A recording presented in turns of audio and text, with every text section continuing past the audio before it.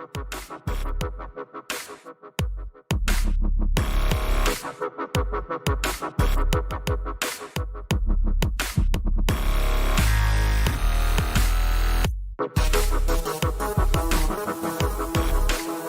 by the sound of violence.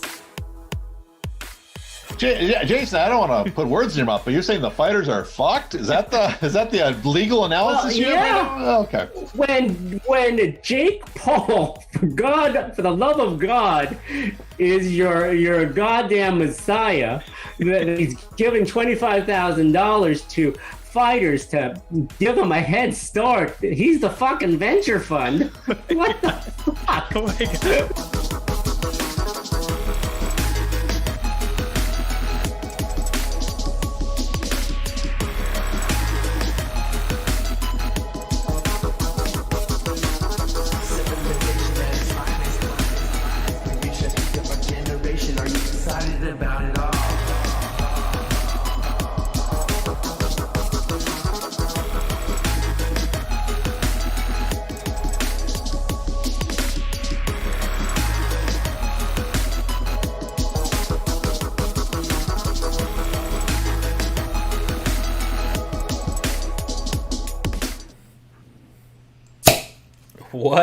What up, everybody? Welcome back to yet another Sound of Violence podcast. We are an MMA podcast. Let you know the MMA podcast you should catch, skip, and can't miss each week. We are finally fucking back. I am Pulver, and I am here yet again with my co-host, Chris Madaffer. How's it going, man?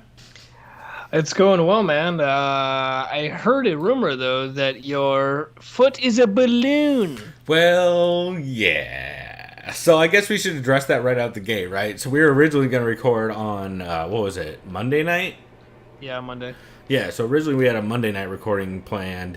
Turns out I'm a big fucking dummy. And so on Sunday night, after going to not only a speakeasy tiki bar, I then went to the opening of a new club, which I'm not sure if it's a gay club or not, but I hope it is because it was dope as hell. And although the clientele, since it's PB, got progressively worse as it went on, it's like it's a brand new fucking. It's like evidently it was their first night open. It's called Avenue. It's right on Garnett. It's right next. You know exactly. You know the empty building that's been next to. Like Denny's. No. It's not. So there's two places named almost the exact same thing. Oh, I know what you're talking about. It's PB Cantina. We took over. There was PB Cantina and Cabo Cantina, right. But one PB of them Cantina is now Sandbox Pizza, and it's right next door to that. Yeah. So it's like between Frosty's and what used to be PB Cantina is now Sandbox. But it's just this little hole in the wall club, and we walked by, and the guy's like, "Hey, it's our first night. You guys want to come in?" I was like, "Oh, fuck yeah, we do." And then we walk in. Evidently, it's just some random D&B club that I'm not sure whether it used to be a strip club or is designed to look like a strip club. But either way, it's definitely one of those two. I mean, there's even a sign that says "Don't choke the dancers." Neon sign on the wall. There's just some dudes in fedoras, backlit so you can't see their faces, playing really weird D&B, and fucking just like house shit in general. I also saw one of the dudes from the ELE Burger pop up. He was working the bar there. It was just a really weird night. And then after all that, I got back to the pad. And a bitch said something to make me mad. No, I'm just kidding. And so Karen, like you would in San Diego during the summer, put the vodka in the fridge. I, like a dumbass, tried to grab one. You know those giant fuck-off bottles of Costco vodka? Yeah. Yeah, so I went to go and grab one of those and pour it, but the condensation made it real wet, so I slipped and it dropped directly on top of the joint that connects two of my toes to my foot. So I had chipped both them motherfuckers on Sunday night, evidently. Powered through it on Monday, and then eventually, although I felt like shit Monday night, which is why we postponed. And then, Tuesday went to the urgent care and definitely chipped both those motherfuckers. So I got a foot on ice right now under the table, but we back at it, and feels good to be back. Also, I see Mark Fellows in the chat, so big shouts to that dude. Shouts out. So what you been up to? I heard you've been busy with all kinds of shit. Like you hit up. I know it was your birthday and you went to Petco, right? Yeah, that was fun, man. Been about 3 years since I've been to a Padres game, been to Petco in general. So many more cool things they've added as far as just food vendors. Yeah. They toned it down with the craft beer as far as like the craft Just corner. because fucking like 2 or 3 companies took over that motherfucker, right? Yeah, the only thing that bummed me out is they don't offer like the 22-ounce pours like they used to. It's just like 16. I get why, but still. Because they were getting ripped off. They're ripping themselves off as well. Well, and also you can't be pouring slosh dudes 22-ounce pours of IPAs at Padres games. I did try the tri-tip nachos from Seaside Market. Finally, fucking fire. It was worth it. I remember before we were with like 9 total people. We went to this place called Fairweather. It was just called Fairweather. Yeah, Fairweather's tight. Yeah, we were sitting on the roof. You should explain what that place is. So essentially, it's one of there's like a handful of rooftop bars all around Petco because Petco's in the middle of downtown, and it's super walled off. But surrounding Petco, there's all kinds of bars that all have rooftop seating because San Diego has great weather. So you can basically sit on any of these bars outside of the stadium and see into the stadium, which is dope as hell. Yeah, man, it was a fun time. Went there. They lost that game I went to. I didn't give a fuck. I was just happy to be there. You know, it's a fun atmosphere. It was crowded. It was like all Padres fans, which is dope. After that, we went to Half Door Brewing, which is like right down the street. Half Door is cool as hell because it's basically in kind of a house. It's a house. It's literally a house. It's like an old, like fucking Harry Potter. Like around like going up the stairs and there's like bookshelves everywhere and shit. You know? Yeah, it literally feels like it's like the Weasley's house if it wasn't giant. Exactly, you know? It feels like an old like 50s house in the middle of downtown. It's really weird. Yeah, it was cool. We did that and didn't really go crazy. I went crazy on 4th of July week and I fucking blacked out once. Like you should. Yeah, so that's what I did. But yeah, man, it was a fun birthday week. And then work has just been ramping up like crazy. We have a sour beer at work. What? We got some dope shirts from the Brewers Guild. Oh, hell yeah, bro. Oh, yeah, those I've been seeing those around, actually. That's tight. Yeah. So, it's been nice to show support to them, to the LGBTQ community as well. Yeah. So, it was a solid week. Hell yeah, man. And yeah, now I'm back to working every weekend, not being able to watch fights. So, it's like I got to try to convince my coworkers, hey, you know, let me watch some fights. So yeah, well, at least we were back on a late night Thursday night for once. This is like the old school days. That's right. I forgot about that. Yeah, we used to do Thursdays on the regs, and then every single time, without fail, someone would like half the card would blow weight and drop out. So apologies ahead of time. Yeah, that's right. Yeah, apologies ahead of time for us cursing tomorrow's card because this is a consistent thing that happens.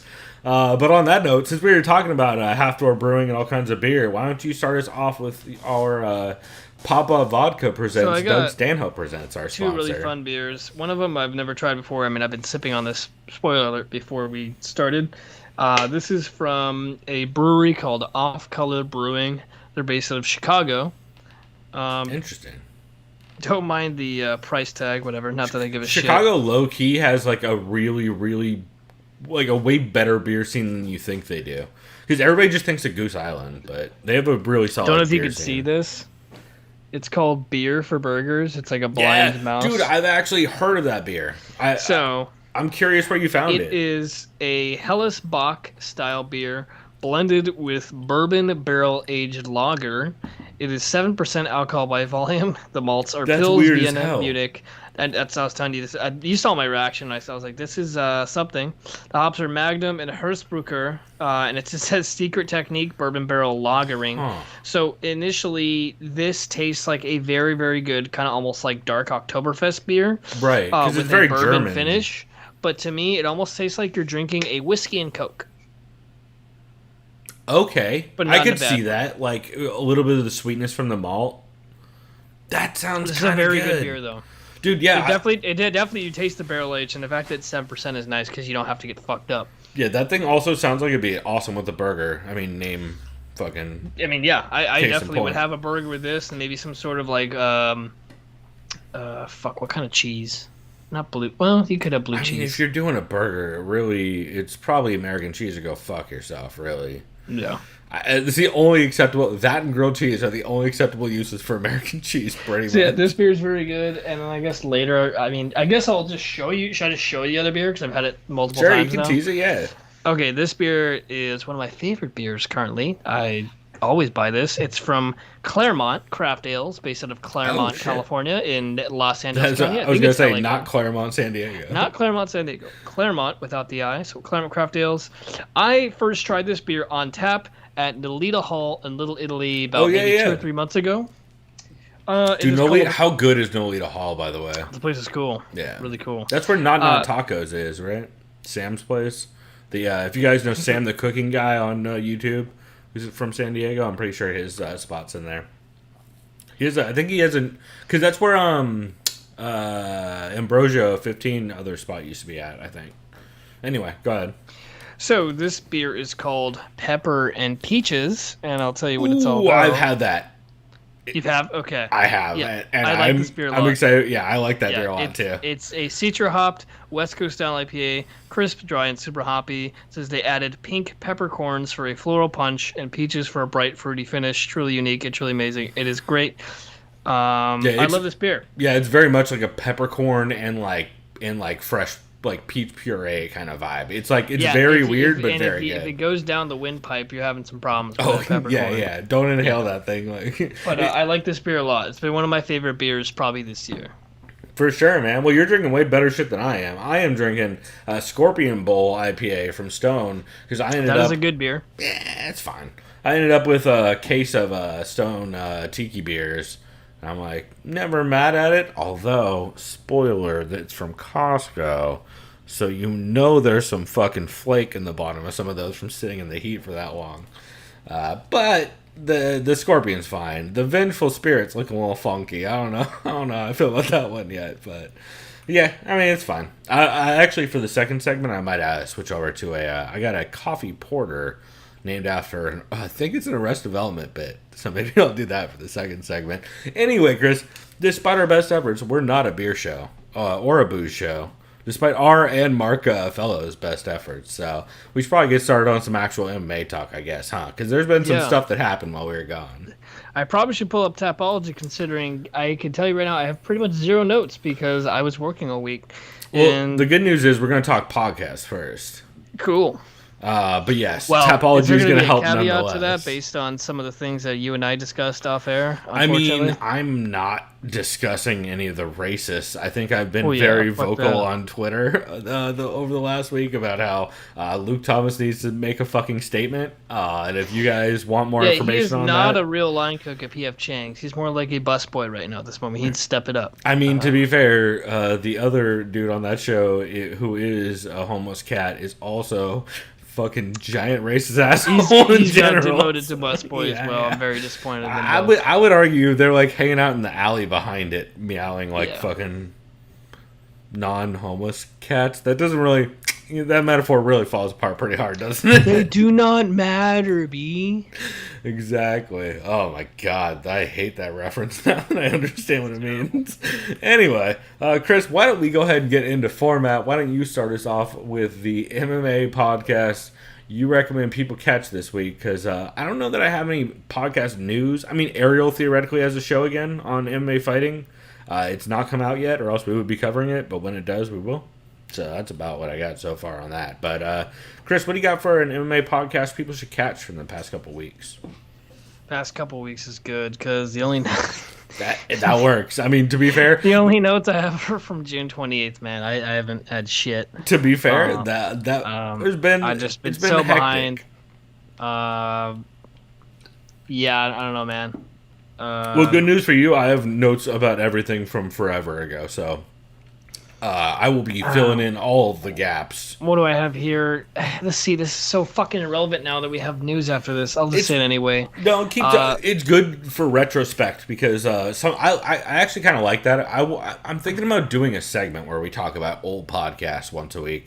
Like, I pick a random old podcast that no longer exists and I listen to it because I feel like time between release date is something that's kind of missing from our show. So I'm kind of glad you have some stuff that like already happened that we go back at. Yeah. This is from the 6th-round post-fight show with Zane Simon and Dane Fox. They were talking about Cyril Gane's victory over Alexander Volkov.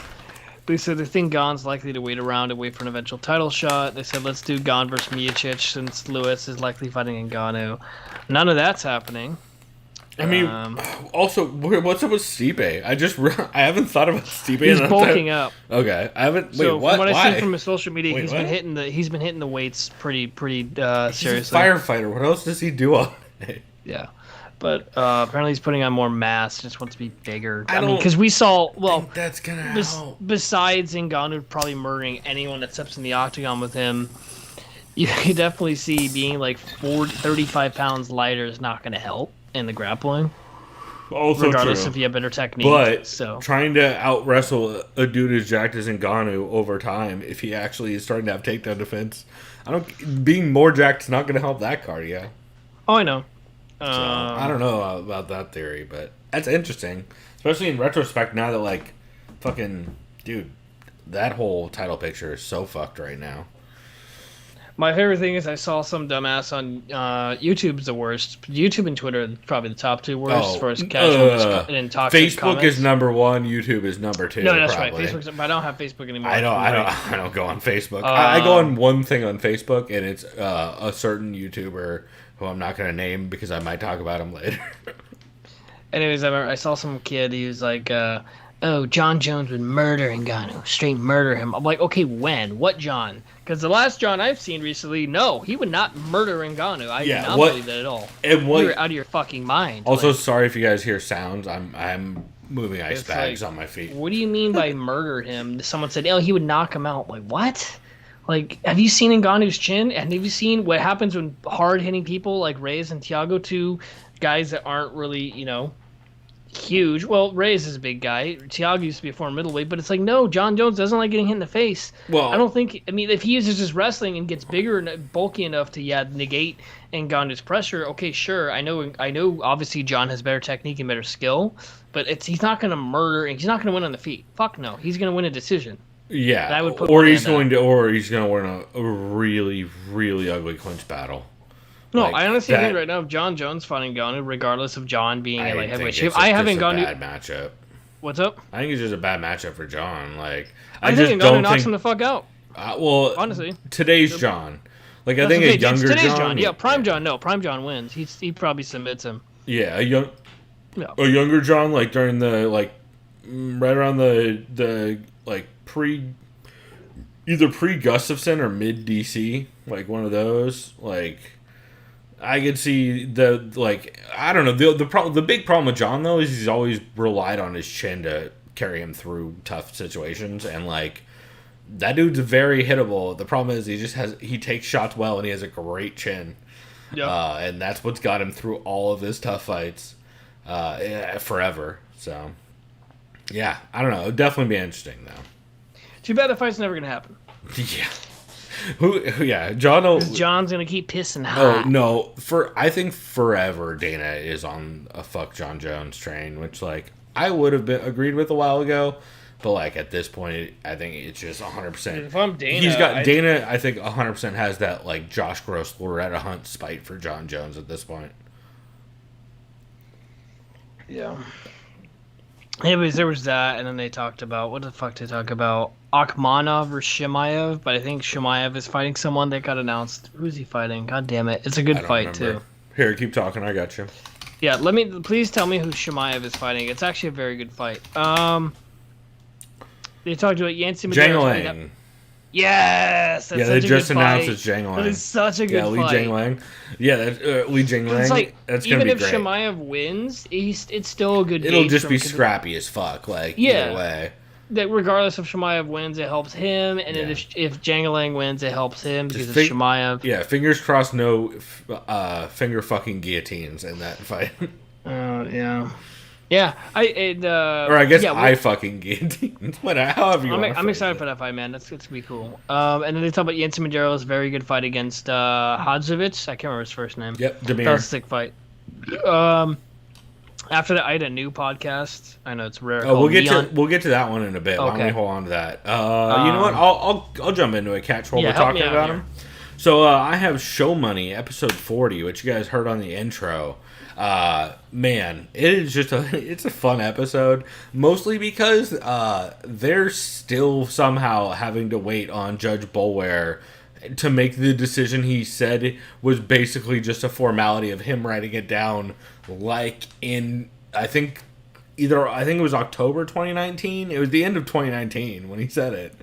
And it's just been a goddamn mess. They joke about how he might be literally the slowest judge in history, or one of them. But more interestingly, they also discuss how there's a new lawsuit with guys like Kajan Johnson and CB Dalloway and others, where there's essentially a second suit that started because the original class action lawsuit only covered fighters up until a certain date. I forget the date. This is just me making it up because I don't remember, but it was something like July 31st, 2016 or something like that. So then they went or maybe it was like June 30th, 2016. So then they went from July 1st, 2017 or 2016. They're starting a new one. Again, that date's not correct. It's somewhere in that range, but it's not accurate because I didn't write it down. But it does mean, though, that it can mean some big things. They debate whether or not, like, they're trying to figure out whether or not it's actually going to be heard, or even, like, there'll be any sort of, I forget what they call the exploration period in cases where they, like, look through all the material. There's a name for it that they mention. I forget what it is off the top of my head. Because, again, I'm a drunk dude listening to podcasts over here. But overall, though, it was super, super interesting. And the point with that is they're essentially trying to figure out whether or not, if that case moves forward, whether it's going to a discovery period. I knew I was right there with it. Whether there's going to be a discovery period for that time period, like for that second case with more recent cases like Kajan Johnson, CB Dalloway, people like that. Because if there is that discovery period, the discovery period is where all of the information comes out. And that's how we got all of the payment amounts for like the Brock Lesnar era, the Bellator compete stuff, all that stuff. Or a giant amount of that information that came out about the highest paid athletes and all that was all specifically from the discovery period. So if they're allowed to have the discovery period for the new class before the first class finishes, that'll open up a ton more information. However, it sounds like there's gonna have to be some kind of ruling on the first part before they see like the second era, essentially, of people getting fucked over. Hey, Sean Sheehan in chat. Much love to you, my mans. Yeah, so it's very interesting.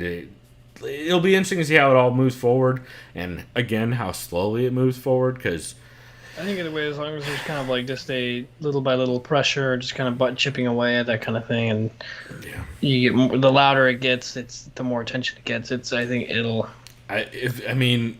It can't last forever, man. It can't last forever. It's just so fucking frustrating to have to sit through it in the meantime. Dana, the piece of shit. Yep. Speaking of which, the whole next segment is talking, as you guys heard on the intro, about how UFC is just fucking over Ngannou to make an example out of him. Such a travesty. It's just farce. Embarrassing. Like, it's so embarrassing. Dana like put Ngannou's fucking manager on blast, like in public. What are you doing, dude? Not even that, because like fucking Dan Tom GIF about who cares about fucking what managers and Dana say to each other? Like, they're both generally. I feel bad for Francis. Like, dude, you're the champ now, and now they're fucking you already. Like, come on. Well, and that's the whole thing. Is like, it's gotten to the point where Dana's not even hiding the fact that he's like, oh, we're about making money, not making fights. Like, his whole thing was the UFC is where they make fights, not boxing, where it's just all about money. And Dana is just straight up doing interviews saying, oh, well, Texas wanted us to have a main event, and he didn't want to fight, and we wanted a title fight, so we made a title fight. You're like, bro, you're not even saying it quietly. You're just saying the quiet part out loud. Like, what the fuck are we doing? So yeah, the UFC doesn't give a fuck about their fighters, and it's a trash organization, and we should probably kill the rich. Oh wait, sorry, that last part was a different note from a different show. I'll get to that later. That was totally unrelated and definitely just a note. Also, Sean Sheehan dropping recommendations in chat here. You know what? I'm going to do this live. Recommendations on how to kill the rich? No. Well, you know what? No, definitely not. Sean Sheehan dropping an MMA podcast recommendation live in chat. The MMA Fan Podcast with Blake Harrison from the TV show In-Betweeners. No shit. I didn't know that was a thing. Huh. Where's that? I've heard of that show. What's that from again? The In-Betweeners? It's a very, very, very, like, I don't know. I know of it as, like, a BBC. Is it BBC, technically, Sean? Or I don't know if it's... I know it's not a U.S. show. Because I hear about it from, like, British coming-of-age television teen sitcom. So let me guess. Is Degrassi for the UK? Is that a Sean Sheehan? Can you give me a confirmation on that?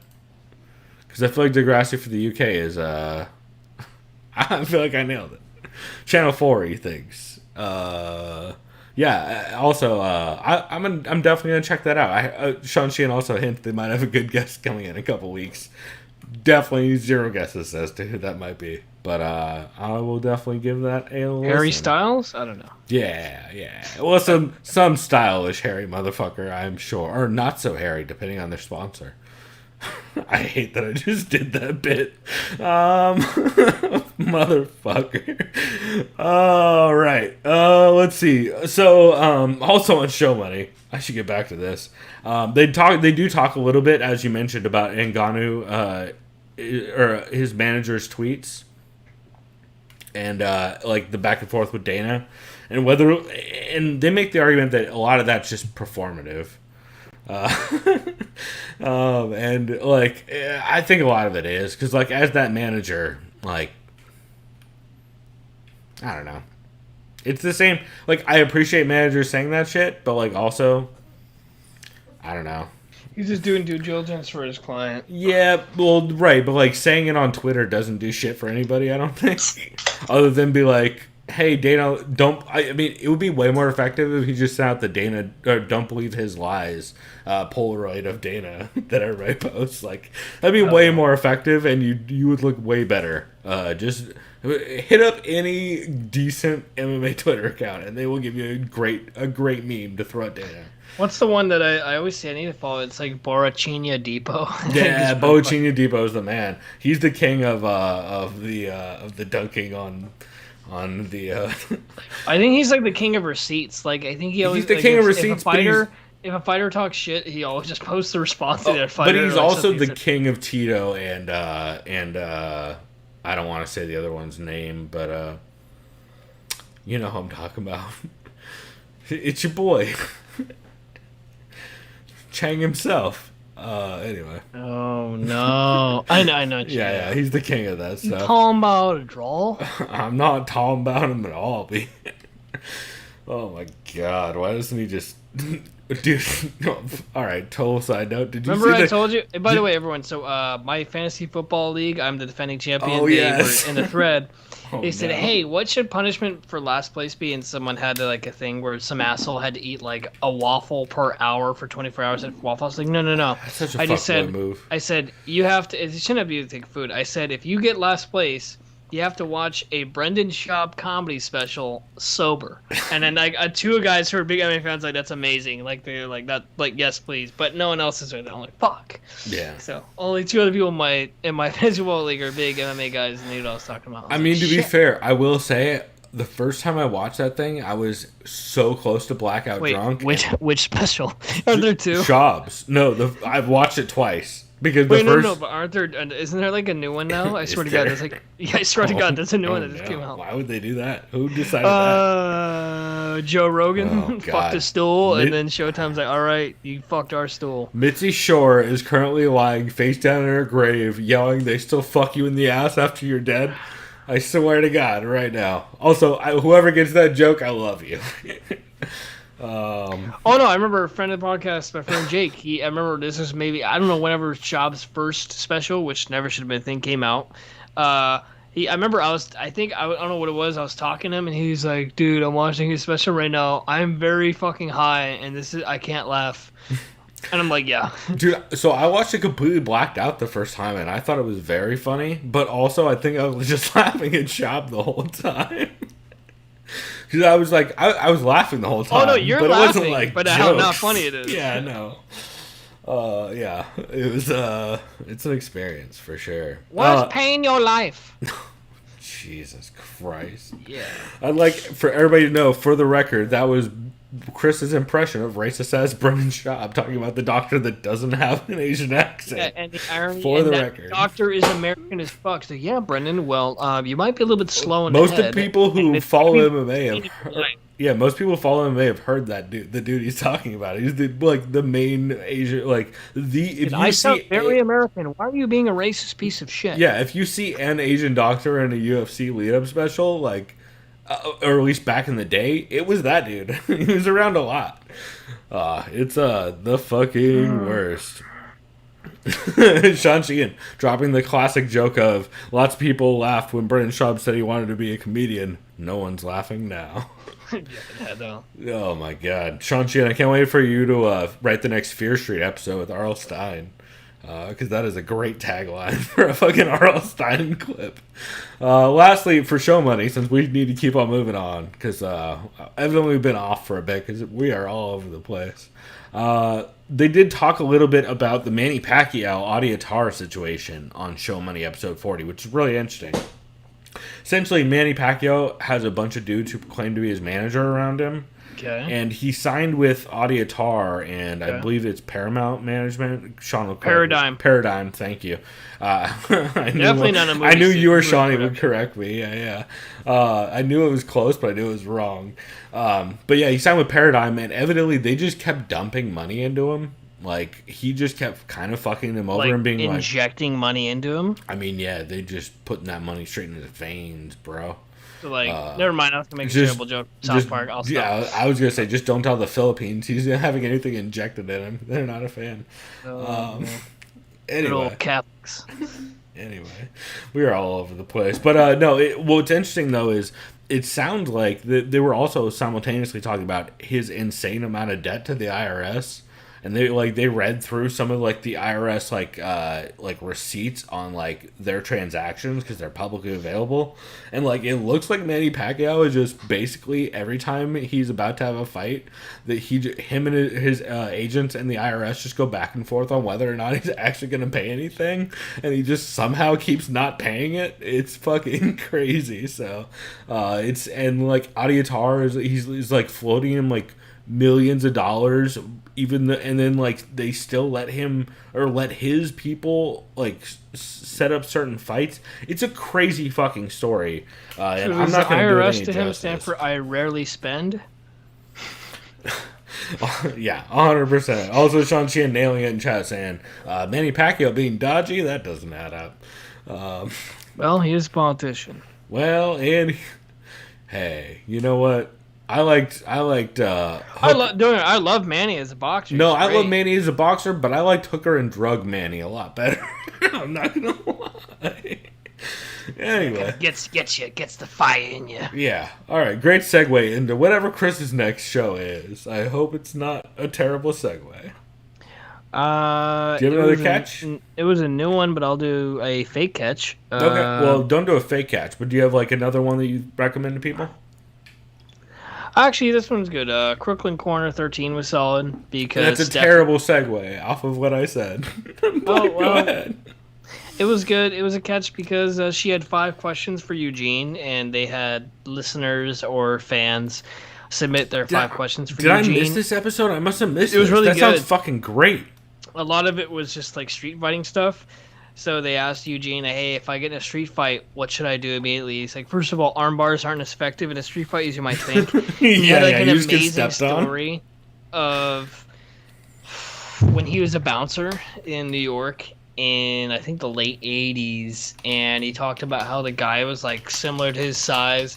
And he got him in an arm bar but the guy had a crazy threshold or pain tolerance where he just didn't give a fuck that his arm was breaking. He started punching the shit out of Eugene. Eugene's getting very annoyed, and he's like, dude, what's going on? Like, I'm actually scared now. This guy might knock me out. And then he said he had to, like, transition, and he basically got his neck and choked him out. But, like, it was, and he had other questions for Eugene. I didn't read all the notes. And then someone else asked Eugene, right now, they said, who in the UFC, as far as a Brazilian Jiu-Jitsu practitioner, do you respect the most as far as, like, their weight and as far as their skills, right? So, say, like, a big man. Mm-hmm. And he said Paul Craig 100%. Like, for someone that size to be as quick as they are with the Jiu-Jitsu skills, says he really respects Paul Craig's skills with the BJJ. Well, he's just really slick for how awkwardly big he is, too. Yeah.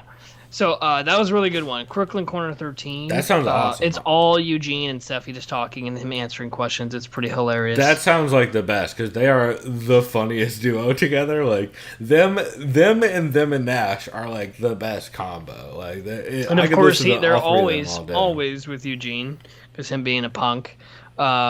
You know, there's always a Nazi that comes in there that he beat up, or that's just in the scene. You know, the picture. Unfortunately, especially he was in the old school scene when it was like it was way more Nazis. Like I came along later when it was mostly just like there was a couple Nazis, but there was also sharps were like really prevalent at the time, like the skinheads against racial prejudice and all that shit. Yep. So like in La Mesa and shit, like there would be like skinheads and shit, but like half of them were anti like Nazi skinheads. So it was like a much different scene than Eugene in the fucking 70s and 80s in New York, like fucking random clubs. I didn't know about sharps until maybe I was like fucking 22, 23. Really? Yeah, because I was just ignorant of the fact, and I remember as a kid, I remember there was an episode of Curb Your Enthusiasm where Larry David is in a hospital and like ER ICU.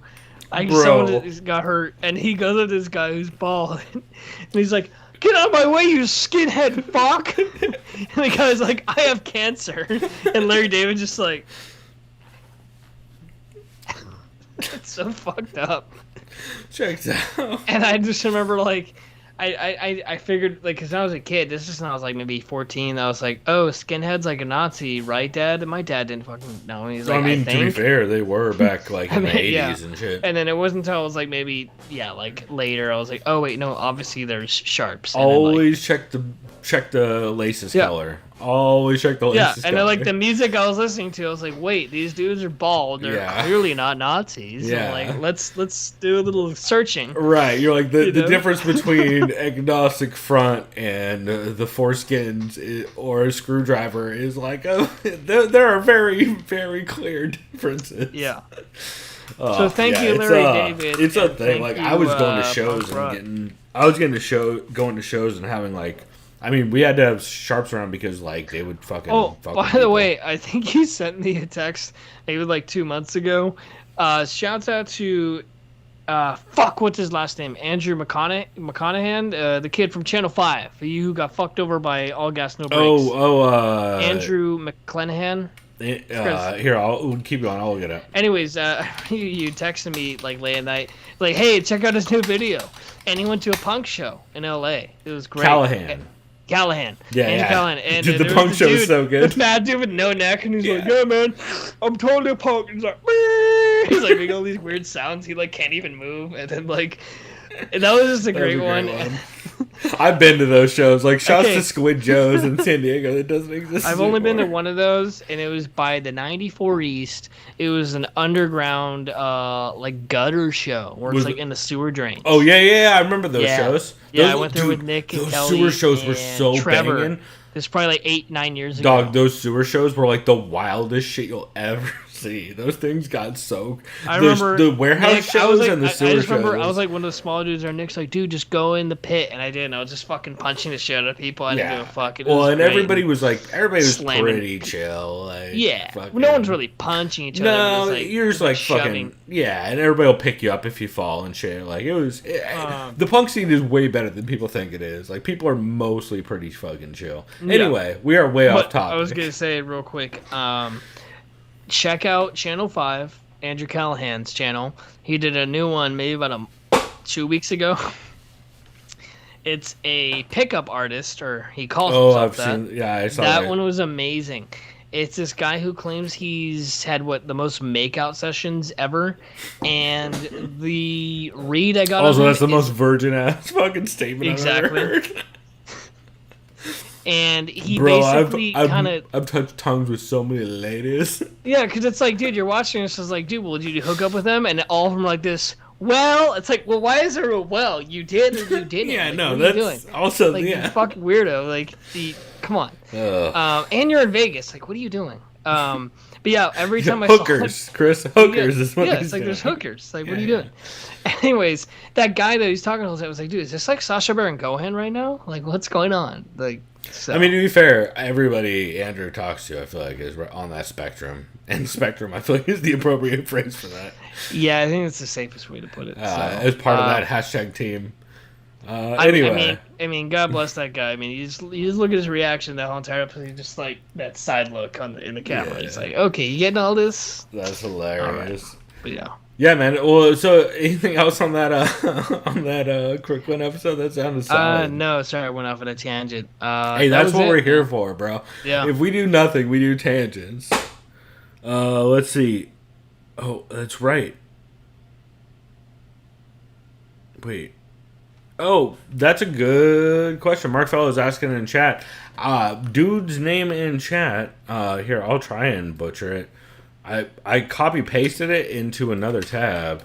But let me know how to pronounce your name in chat. I'm gonna go. You know what? I'm not gonna butcher it. I'm gonna let you say it for me, so that way I can say it correctly. Much like with Tumen, who will come up later. But good looking out, Mark. We need to make Mark an admin after this, because Mark's always holding it down in chat. Anyway, Chris, I should keep on moving on since I have so many motherfucking notes to get to. Let's see. Another catch for me over the last couple weeks was the CME Patreon live chat. This was all the way back on June 30th, 2021, because it's been that motherfucking long since we've been putting out, we'll say recent episodes, because we were still putting out the 200th. And good God, did that thing need some editing? Plus, I changed computers, which has not been easy. Which is why if our production shit looks weird, I'm still fine tuning stuff. But also let me know if we're having audio issues or video issues or anything. Oh, shouts to Muhammad in chat. Appreciate you for showing up, bro. Thanks, Mo. Let's see. So for the co-main event Patreon live chat for June 30th, 2021. Chris, I don't know if you caught this, but this is the one where Fernando Praches filled in for Ben while he was out of town. Oh shit! I think I saw you tweet about that when I was at work. Yeah, so Ben was on vacation with his kids and stuff, and Fernanda filled in for Ben. Which she also, full disclosure at the top of this, she did give us a shout out because she said, "Oh, I just recorded a thing for the Sound of Violence," and they said, she made a joke about how she's secretly trying to take over the co-main event podcast, and then magically she showed up as the guest while Ben's there. Off. We go. So yeah, shouts to Fernanda for slowly. Thank you. Slowly. Well, and for slowly taking over that show. I can't wait for the. I was gonna try and pun my way into co-main event Fernando Praches, but there's really not a good opening for that. At least not one that's going to turn not terrible. So overall, though, it was a fucking awesome episode. So Fernanda goes over her. First off, she explains why she goes with her first name and not her last name, or not her second last name. Her first last name, not her second last name. Non-Spanish or Latin or like South American or well. Okay, Chris, how do I phrase this correctly? So is it by she's going by her mother's name? I believe Probably. so. Yeah. Because it's less because I believe assume you're getting at. Exactly, because I believe her father's last name is Ferreira, or I think it's Ferreira, not Ferreira. I think there's two R's. I'm not positive.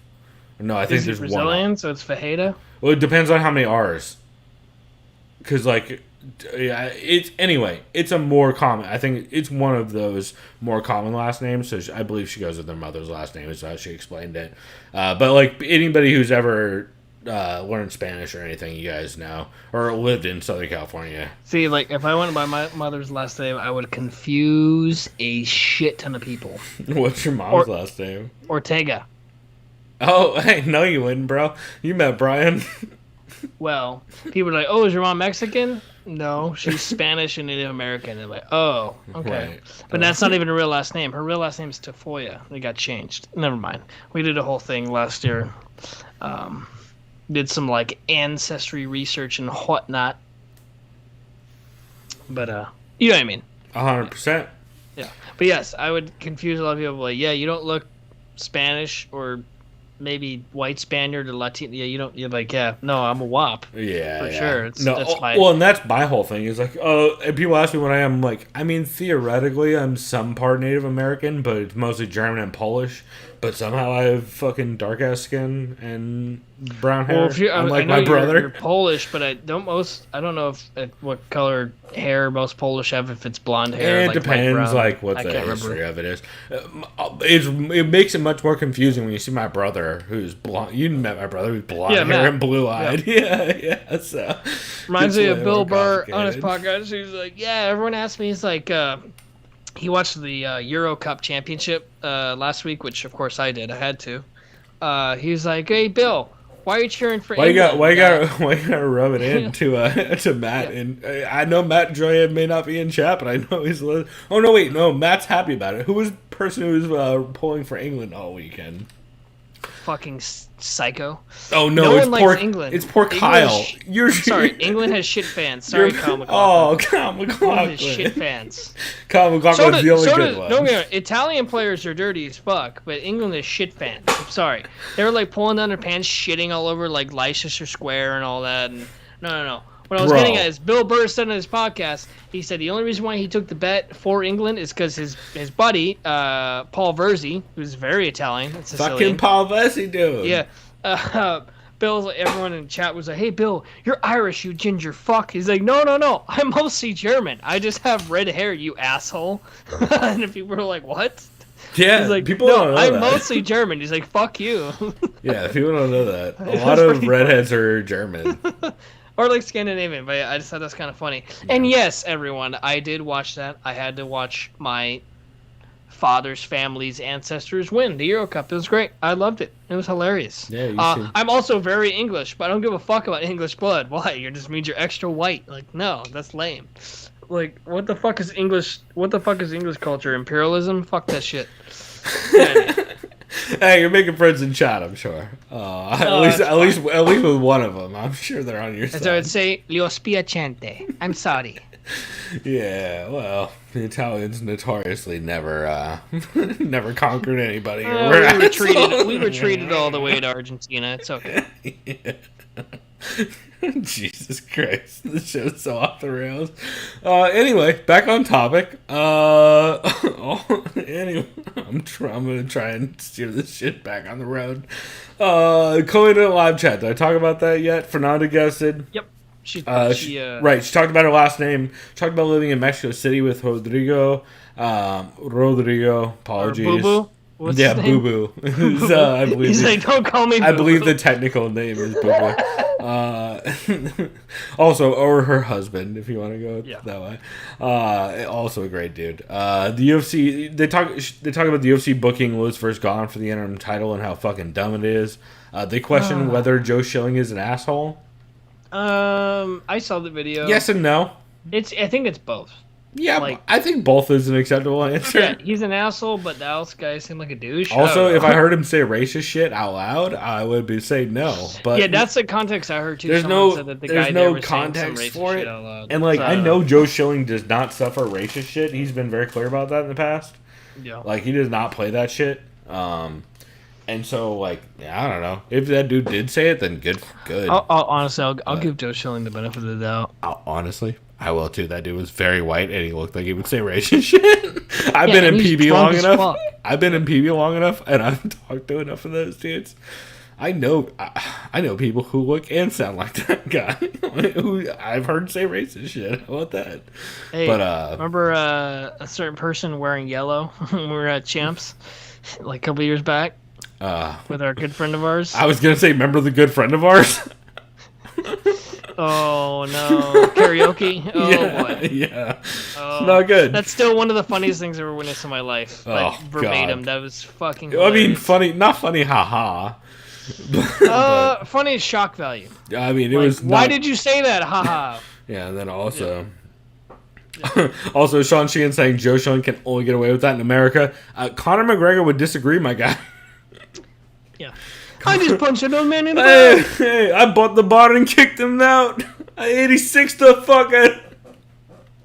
Get the fuck out of Hey, here. who's joking now? That old man still has 2 legs. All right, that was inappropriate. That old man's wife was in my DMs. Get the fuck out I of only here. feel okay making 2-legged jokes or 1-legged jokes about people right now because I'm literally crippled and I can only walk on 1 leg. Oh, did you see all the meme pages of McGregor? The one where he has like a peg leg and a pirate hat? He's like, arg. I like the. I personally like the birthday hat and the balloon one that the Fight Site guys have been doing. But yeah, it's a lot of fun. To be fair, again, honestly, as someone who's first off, as someone who broke their leg about I would say equally as bad as Conor. Like I got the same surgery as him and Anderson Silva and Chris Weidman and everybody. I don't feel that bad. I'm gonna be honest. But then again, I was a dude who it didn't. I don't know. It's a 6-month recovery. Like if it turns bad, then that's a different thing. But I don't know. Breaking your leg isn't the end of the fucking world nowadays, and people need to kind of realize that. But then again, that's just me being a preachy bitch because I've had that surgery and walked it off. Also, I went to the hospital in the back of a fucking Buick Century, not a goddamn ambulance and a stretcher, so I don't really want to hear it. I wish I had those X-rays around because it would make me look like this. Do you want cookie? dude. I need to literally keep those X-rays around just for that purpose because it's a fuckboy move to not show X-rays when I talk like that. But I do have those X-rays and I'll put them up. You know what? I'll splice them into something. Let's see, Chris. Do you have any other? That's a terrible movie, by the way. A splice? Yeah, don't watch it. Oh, I didn't know they made an orange slice. No, it's Adrian No, Brody's. I remember hearing about it, and I remember Don't it being watch it. fucking It's trash. fucking weird. It's weird. Yeah. Let's see. Chris, do you have any other catches for this week? I had like a news show that was pretty dope, but other than that, we'll get to I the had, like, new one in 3 a bit. notes. Yeah, So, yeah. let's see. The other one I had as I'll a just keep catch- distracting you. Yeah, the other one I had as a catch this week was the Southpaw podcast. Their Fight Study 101, or Fight Study episode 101. Sam, Jason, and oh my god, why? That's the worst fucking autofill or autocorrect of a name. I'm gonna look it up because the autocorrect is fucking god awful on this. But anyway, Fight Study was really good. This is the recap episode for UFC 264. And it was just really technical in a way. It was like a technical group study in a way that I only really hear from like guys like the Fight Site or I mean you'll hear it from like the Heavy Hands dudes or like in yeah, they'll touch on it in like a 6-round retro, but they would like this was a very in-depth like breakdown of like especially in the jiu-jitsu side, a lot of positioning and like transition, like technical details that I thought was really fucking interesting. They also talked a bit about why working the body would have benefited Conor due to Dustin's shoulder rolls and high guard. And it was something they were hoping to see going into that fight, which, in retrospect, it makes a lot of sense, right? Like, you figure Dustin keeps such a high guard, and he relies so much on shoulder rolls. Working the body would have benefited Conor a ton. But, I mean, arguably, you could say the same thing about Dustin. Like, Conor's always been I like that you bring that up, because I feel like the last time I saw Conor even really go to the body was against Chad Mendes. Outside of with kicks. Like, because he always goes with kicks. Or, like, he'll feint long, straight lefts to the body. Because the way I saw this fight, I know we're kind of cheating talking about it now. Also, real quick before you do, this was Sam, Todd, and Jason. Keep going.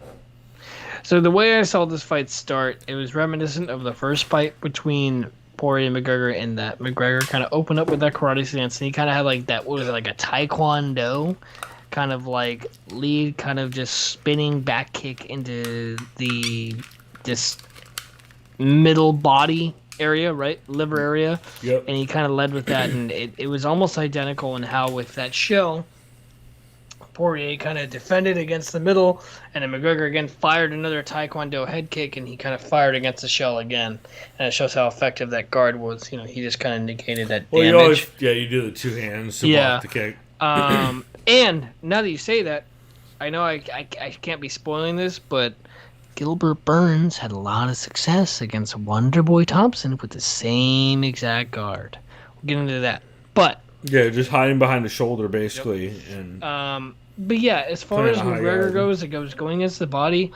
I can't remember the last time. I think it was against Chad Mendes, where he kind of crouched on and actually had like a boxer's jab to the liver, right? I think it was against Chad Mendes, because I don't know how many fights, dude. I could say as far as Conor really trying a boxer's jab to the body, or like a dig to the body. I think besides Chad Mendes. Yeah, and so so Sean Sheehan brings up a great point, which was why the last time you saw Conor strike with hands to the body was against somebody like Chad Mendes, where he has an insane reach advantage against.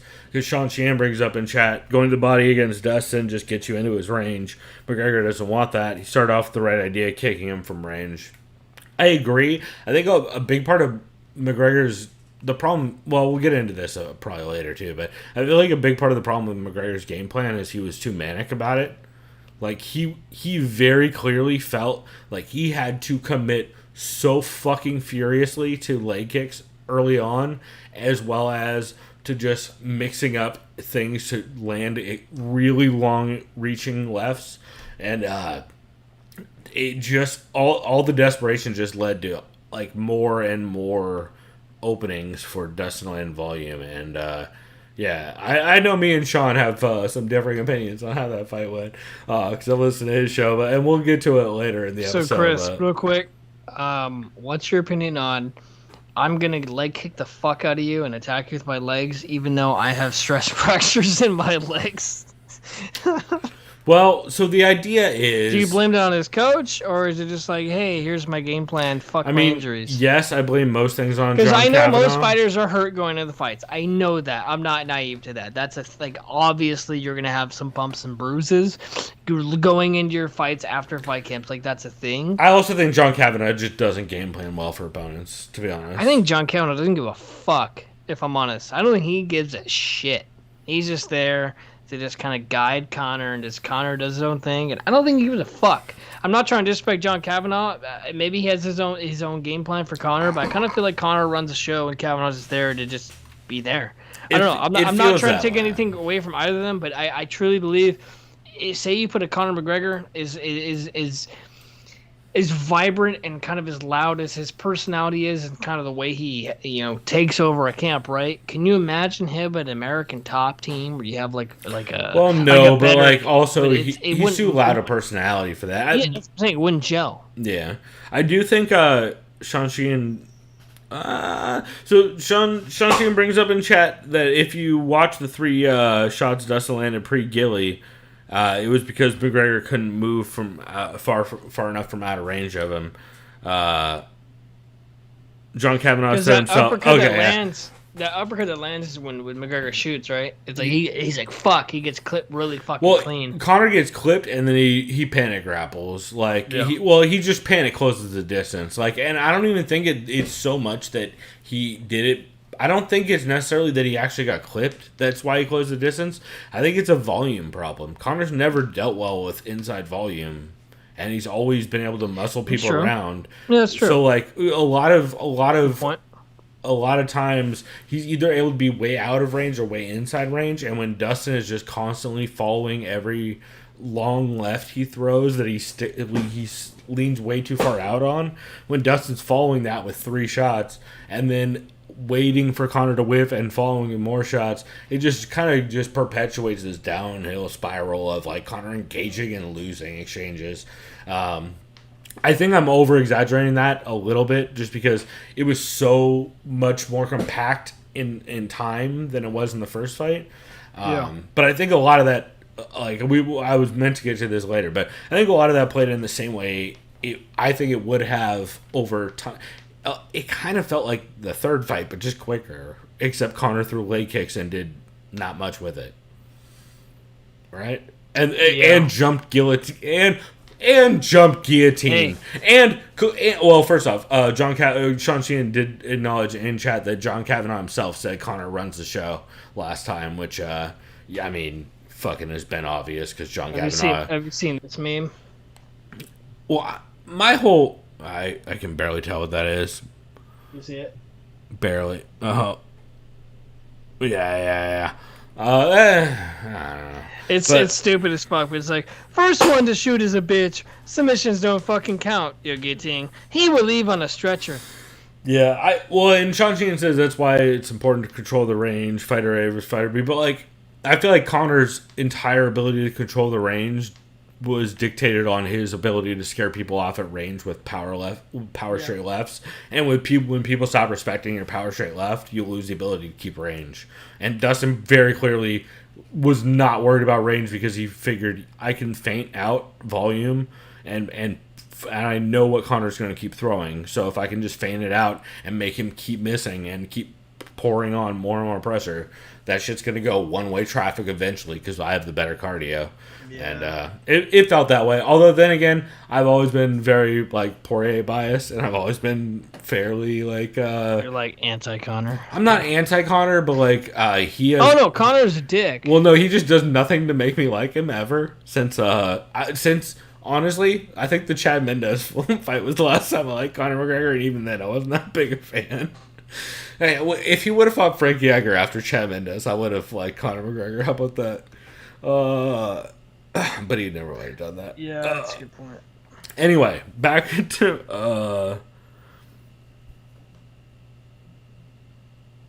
I agree with Sean. What Sean's saying in chat. Like, I think a lot of that fight is always like, I don't know. The second John Kavanagh said they scouted the guillotine, I'm done with their game planning and that camp. I won't watch that. Like, I'm not interested in another fight unless he's not with John Kavanagh. When John Kavanagh's out here saying we scouted the guillotine on Dustin fucking Poirier. No. I'll say this. I know Conor's Sean Sheehan, we're talking about what I disagree with you on. I feel like we're gone over most of it. Who do you think Conor fights next? Because like, if I were to choose who I want him to fight, two to come to mind for me. Tony Ferguson. Tony Ferguson, thank you. That's one of them. You got him. And the other one, Max Holloway. That'd be fun. Nah, I don't like. Honestly, I don't want like Tony. I want Tony Ferguson or like somebody that's a big step back. That like Conor's gonna need a year off. Like. Tony Ferguson is a fight to make. Tony Ferguson, I think, is a fight. You have to. That's a great fight. Yeah. And you can sell the shit out of it. I like that fight because Conor's not a grappler, which is great for Tony. Yeah. Yeah, that's the fight to make. I think so. You have to do that. Who do I favor in that? Fuck, Tony now I think is kind of done. If this was like Tony maybe 5 years ago, 1,000% I'm taking Tony because he has better cardio, better conditioning, and better I might still take Tony just off cardio alone. Yeah. I don't know, man, but that's a fight to make. You gotta do Tony versus Conor. Please, just MMA gods, whatever. Muhammad in chat's throwing out or Edgar or Cowboy. Edgar, no. I mean, not Cowboy. I don't want to see that shit. You see what Edgar's trying to do? Edgar's so small. Like, yeah. But do you see what he's trying to do today? Do you see who he called out? Oh, you mean who Ali called out? Yeah. Sugar free. Yeah, it's Ali. I made a glass. Fucking. Isn't that crazy? That dude broke like all of his bones in a dominating win. Yeah. Sorry, I'm reading shit Sean Sheehan you're dropping good. in chat. Yeah, I mean, Shang-Chi is not a great sign. Which I think is kind of true. Anyway, back to Southpaw Podcast. Since I need to get through the rest of this, because I don't want to cut them short. Because this is a fucking awesome episode from Sam, Todd, and Jason. They talk about whether or not working the body would have benefited Conor or benefited Dustin. Because there was brought up on both sides. Because Conor's, like, a lot of people find Conor to be notoriously hittable to the body. It's just getting inside of that reach, you know? Yeah, the dude's got really long arms for tight. Yeah, no, 100%. Let's see. Some of the other stuff, there's a lot of what they refer to as negligent defense on this card, which I would agree with. Like, some of those fucking fights were just people throwing and not at all. Like, Trevin Giles, whatever that fucking fight Chris was. McKinney. Yeah, well, that too. Yeah, it was it was interesting for sure. They talk a little bit about their initial Poirier versus Oliveira thoughts. They talk Burns versus Thompson. They talk Tai Tuivasa beating up a jobber. And how Jobber's like, oh, by the way, I'm wife-beating piece of shit. Yeah, well, I'm only referring to that wife-beating piece of shit as a jobber because that's what the fuck he is. Oh, by the way, that was my highlight of the night for anyone who aware. By the way, Chris, I streamed it. I don't give a fuck. Obviously, the motherfucking fight. I was at work. I was busy. Telling the people. There was motherfuckers in line right here like, hey, I want a beer. I'm like, hold on. Yeah, hold on. We got to watch Greg Hardy get knocked the fuck out. Let's fucking go. That was my reaction. Right? I was watching this piece of shit get knocked into fucking next week. That was great. That made my whole fucking night. Once I saw that piece of shit get knocked out, I took fucking 2 beer shots. That was great. So, I got worked out. I remember my coworker's like, why are you so amped? I'm like, you don't realize what this piece of shit has done. She said, oh yeah, well, fuck that guy. I told her. Yeah, you show her the fucking... Oh, no. I showed her text, the replay. yeah. She's like, "Oh yeah, that's." She's like, "Right there, yeah, the uppercut, and then the bank. Yeah, that's fucking badass. Cool, fuck that guy." Only thing that would have made it better is if Tai Tuivasa threw him on a pile of guns afterwards. yeah, and then shot him. Maybe not that far. Maybe. Shotgunned him? Maybe? Huh? I'll say this. Someone had a fucking video. It's like UFC's regular channel. Some YouTube fuckboy replied to me. They're like, bro, it's all alleged, bro. The kid's like 12. It's all alleged. I'm like, first of all, you're 12. When Greg Hardy was in the NFL, you're like fucking 3. So shut your fucking mouth. Also, it's not alleged. He was fucking convicted, and then the person didn't show up to the appeal. Yeah. Which, by the way, what does that mean? It never happened. I'm like, no, you fucking dumb motherfucker. He actually was indicted, in a civil court, and then it went to Supreme Court. He paid her off. That's what happens sometimes, because she's scared. Of course she's scared. Are you a victim of abuse? No, right? You don't know how that works. So I had to explain it to a little kid. I was like, wait, now I'm going down a rabbit hole of trying to argue with the fucking kid over the internet. This is no point. So I just said, ta-ta. That's all you can do, man. It's fucked up. But yeah, good on Greg Hardy for getting knocked the fuck out. I hope he never fights again in the UFC. And thank you, Tai Tuivasa. Sorry for my rant. I agree. Cheers to Tai Tuivasa. Fucked up. Anyone who defends Greg Hardy, go fuck yourself. You're a part of the problem. Fuck you. Yeah. And I assume you're a wife-beating piece of shit. Sorry. Why would you defend him? No. Fuck you. I'm sorry. I just go on that rant because that really pissed me the fuck off. Some little shit stain replied to me. It's like, I know it doesn't mean anything. It's on YouTube. It's like, dude, what the fuck are you doing? Like, you're not trolling. Clearly, you're not trolling. So it's like, what the fuck are you doing?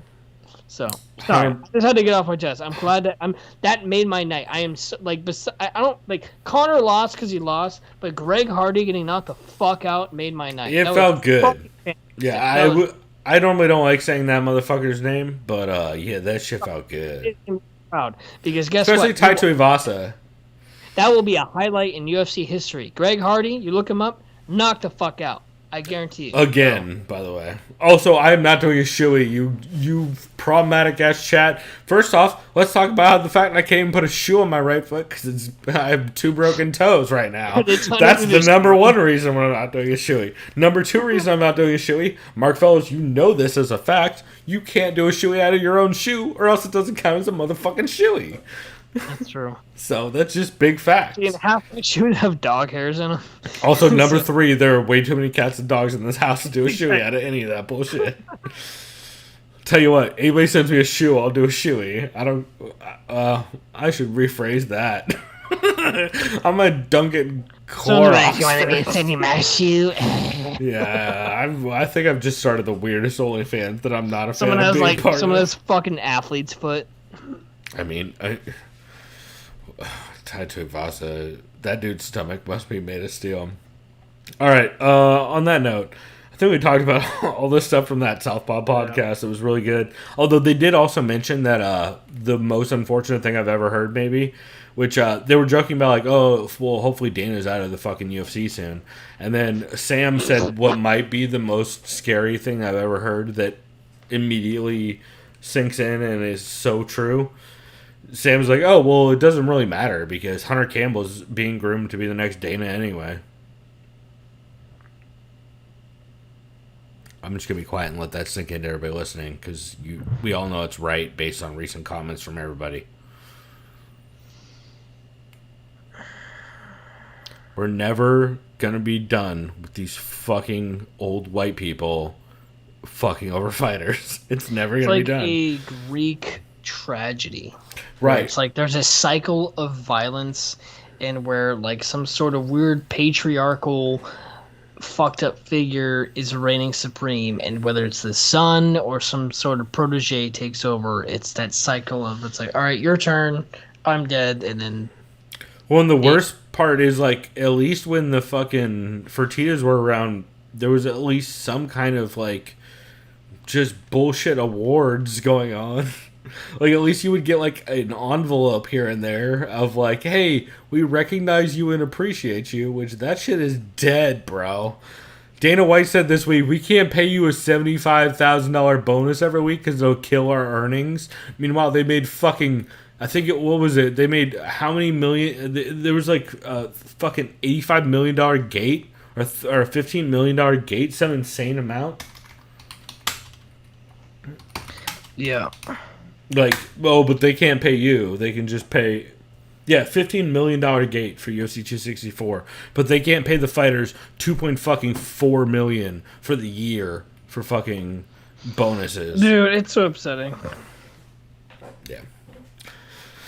Fuck the UFC and Dana White. And WME. For that matter. All right, Chris. Now that we've gone through this, and we're only... I'm mad as hell and I can't take this anymore. That's right. I would jump out the window if I had two legs. That's how that movie goes, right? I've seen Network once. I've never seen Network. I've only seen that one clip of Network. Hey, you just what you say. Great movie. Never seen it. It's true. Yeah. Oh, god damn it. All right, Chris. Do you have a can't miss for this last couple weeks? Nah, I don't got shit. All right, well, I got a couple. Well, I mean, I have a bunch to talk about, but it's not MMA related. So, that'll be later. Fair.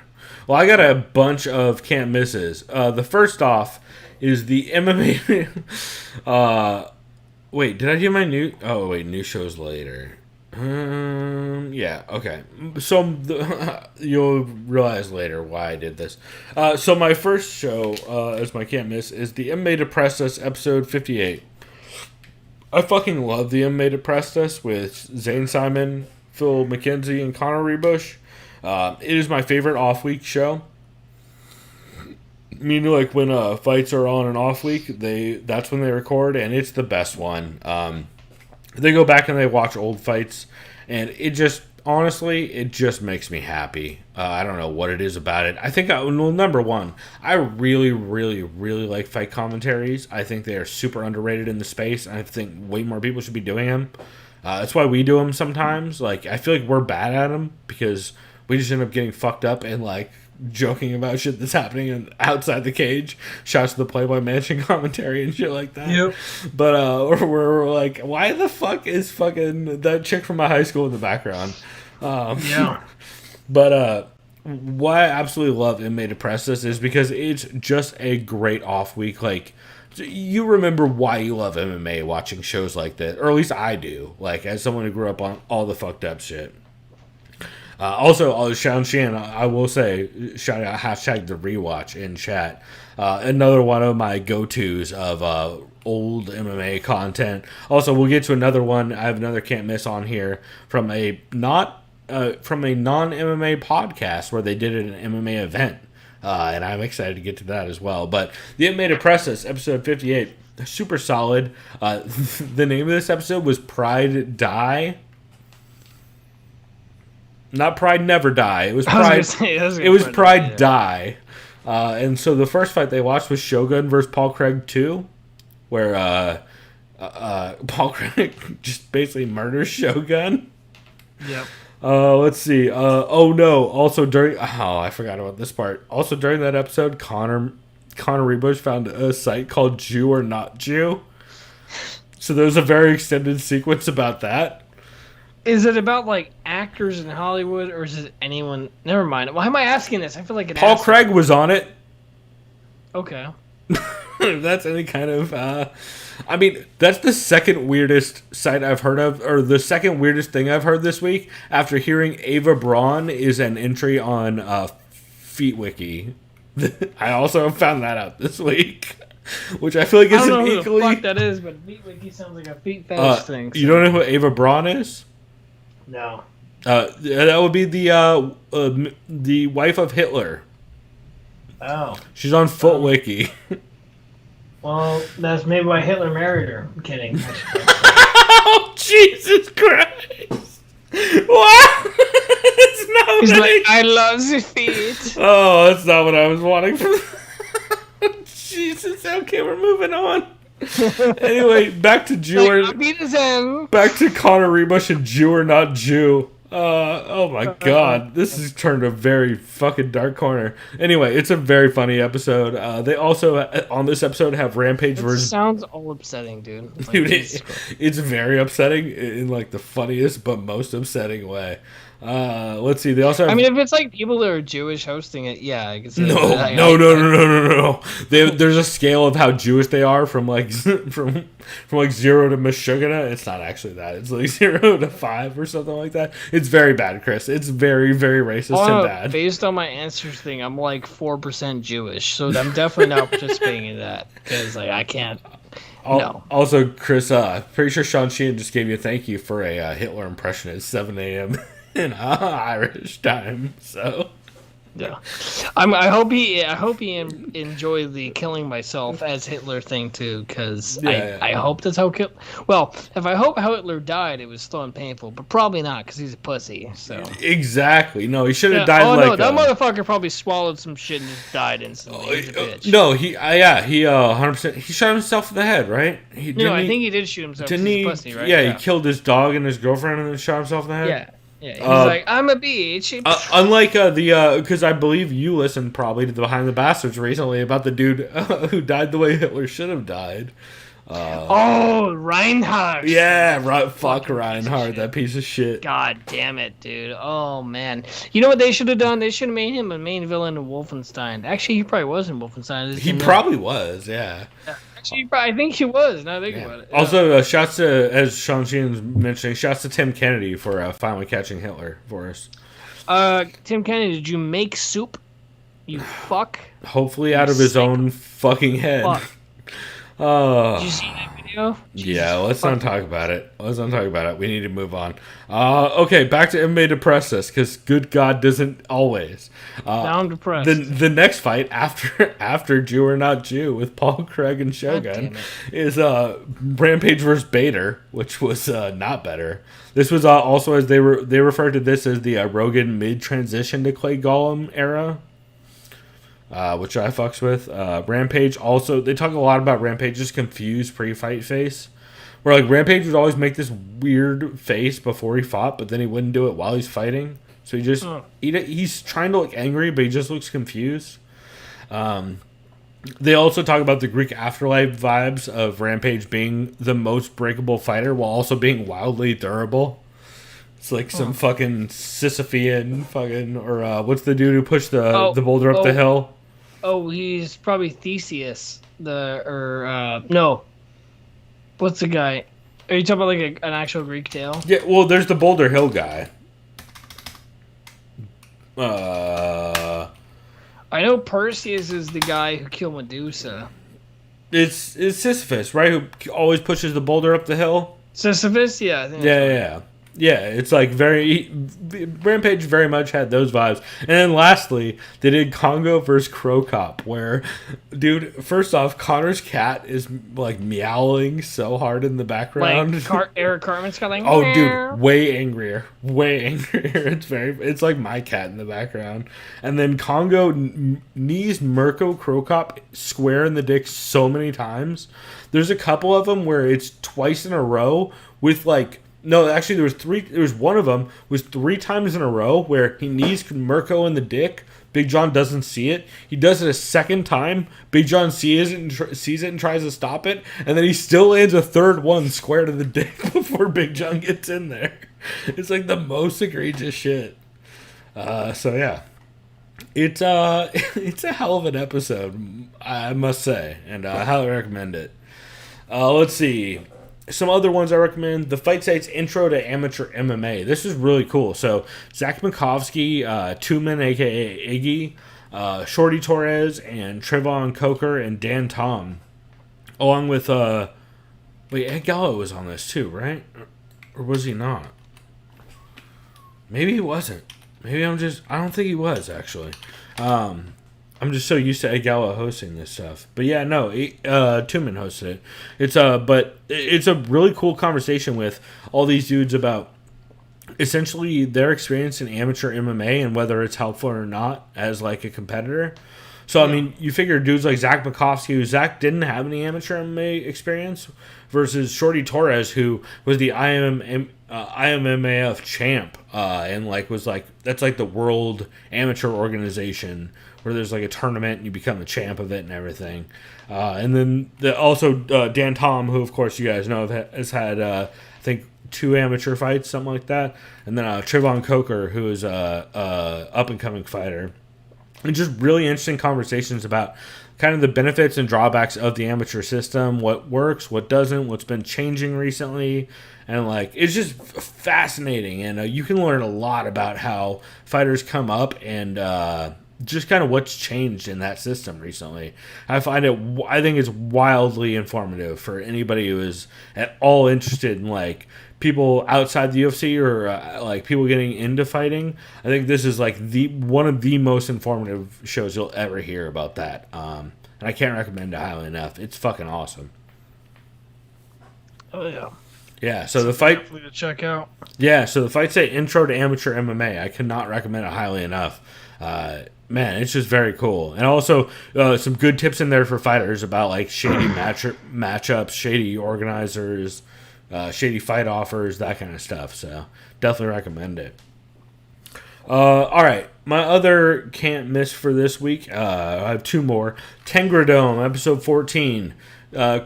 Chris, you know Tengradome because Tumen hosts it. Tumen, a.k.a. Iggy, who is regular on this show pretty much with the pop-ins and all that.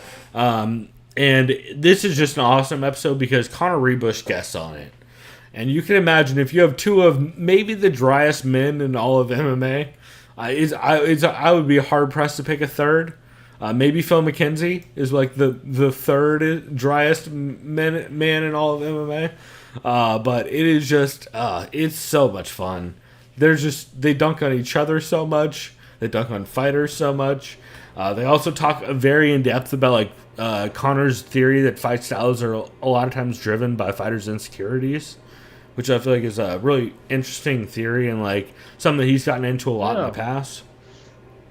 And yeah, it's just a great example of number 1, how good Tengradome is with Tumen, and number 2, why Conor Rebush is like consistently on my like Dan Tom level of guests, where like or Fernanda Proches, like anything they're on, guaranteed listen because it's always gonna be interesting. Pat Wyman is another one. So yeah, I can't recommend Tengradome episode 14 highly enough. And yeah, you didn't get a chance to listen to that yet, right? Dude, I haven't listened to shit. I'm not trying to sound cynical or fucking. Well, you've also been working like a fuck ton. That's minus approach band. I just been this. My schedule sucks. Well, I was gonna say, well, it's also like you got to realize in San Diego, like this time of year, brewery schedules are fucking chaotic as shit. So. I'll say the good news is we actually hired. We're about to hire an additional person, like a fourth person. Hopefully it's very temporary, right? All that as far as your scheduling, like very part time. Doesn't matter to me if I'm making less money, because if I'm honest, I'm leaving my job at some point soon. I've got savings. I'm gonna be traveling to different countries. That's my goal, man. Hey, yo. So I remember I warned you guys a couple months ago. Not warned you guys, but I am going to be gone. I'm not going to be with the podcast, and I apologize to you because I know we'll still get you on. We'll still get you on here and there, like when you got good connection. I'll tell you that. I'll tell you that honestly, because like I'll say this right now. I may or may not be in Australia, right? Ooh, we got to get you in connect with at least a couple people in Australia. I may or may not be in Ireland or Australia or multiple countries, and I will dip in and dip out. This is probably what's gonna happen. I will, if I'm gone, which, well, it's not if, I will be gone. I will be doing at least podcasts probably twice a month. Hey, we can make that work. And, especially if you're coming in from random locales, I feel like that'd be a fun drop-in. So we'll make it happen. And I'm be motherfucking doing video vlogs all and whatnot, right? You know, got video, the travel experience, like a Zane Lamprey style, wherever you want to do it, right? Hey, also if you guys watch episode 200, you know at the end who Zane Lamprey is, because he's the one who I copped the drinking game credit off of. That is my very intent. I do that. It's gonna be fun. It's the time to do it, right? I don't want to say fuck my job. My job's easy, but it's like just fuck this whole industry and fuck the 9 to 5. Like the thing I went to school for, you're underappreciated in the United States, right? So like, okay, well, I will use the skills I know how to do, and just utilize it for fun, man. And that's just my end game. Also, he's talking about journalism. If you guys don't know, it's not even really real journalism. It's just more like travel journalism is equally journalism. Like, yeah, that's my point, man. I'm using my journalism skills to have fun and just kind of do shit you want to do. Yeah. What the fuck I want to do, man? I want to travel. That's my point. I want to travel. Hell yeah, brother. Being here, like, I love my city and all that, but it's like I just turned 30 years old. I want to fucking travel and shit before I want to settle down. I have no plans to settle down anytime soon, man. I want to see shit, dude. Like, I want to go to the fucking Middle East at some point. You know what I mean? Yeah, right. So we gotta have some wild ass. So what we need to do is convince Chris to go to some weird locations to go to try and get credential for UFC card. You know what? I'm down. Dog, you can't drink at Fight Island. Actually, yeah, you can as a tourist. Fucking, they don't give a shit. In the hotel. Yeah. Anyway, Chris, we are so off topic. Dan said you're gonna pay fucking $800. $18 for beer. He's like, nah, mate. Yeah, exactly. They're trying to sneak him in via inside potatoes through a duffel bag through the window. Route and just get all the fucking little like airplane beer booze and sneaking in your fucking pockets of your fucking jacket. I'm pretty sure the dude who tried to sneak stuff into a hotel, I'm pretty convinced that he just tried to sneak in a duffel bag full of beer and didn't want to say it. Ask G6. May or may not have done that. I can't imagine that kind of thing happening. He's a professional. You didn't hear from me. I can't imagine that kind of thing happening. Also, I don't know if you've been paying attention to Mark Fellows' tweets at us, but sometimes that dude has some good G6 references. Anyway, lastly, for my can't misses, since I still have one, is the Laps Fan Podcast, episode 285. You know what? Before we get to that, I need a beer. Because to address this appropriately, I need a beer. Also, thank God this chair is on rollers, because you'd have to hear... Hey, thank God your fridge is right there. It doesn't have to get out of my room. Dog, well, also, you hear me limping across the fucking... Or hopping across the goddamn room on one foot. Because my one foot's trash right now. But... I will say, The Laps Fan, episode 285... I love the Laps Fan Podcast. This is a podcast not about MMA. It's about pro wrestling.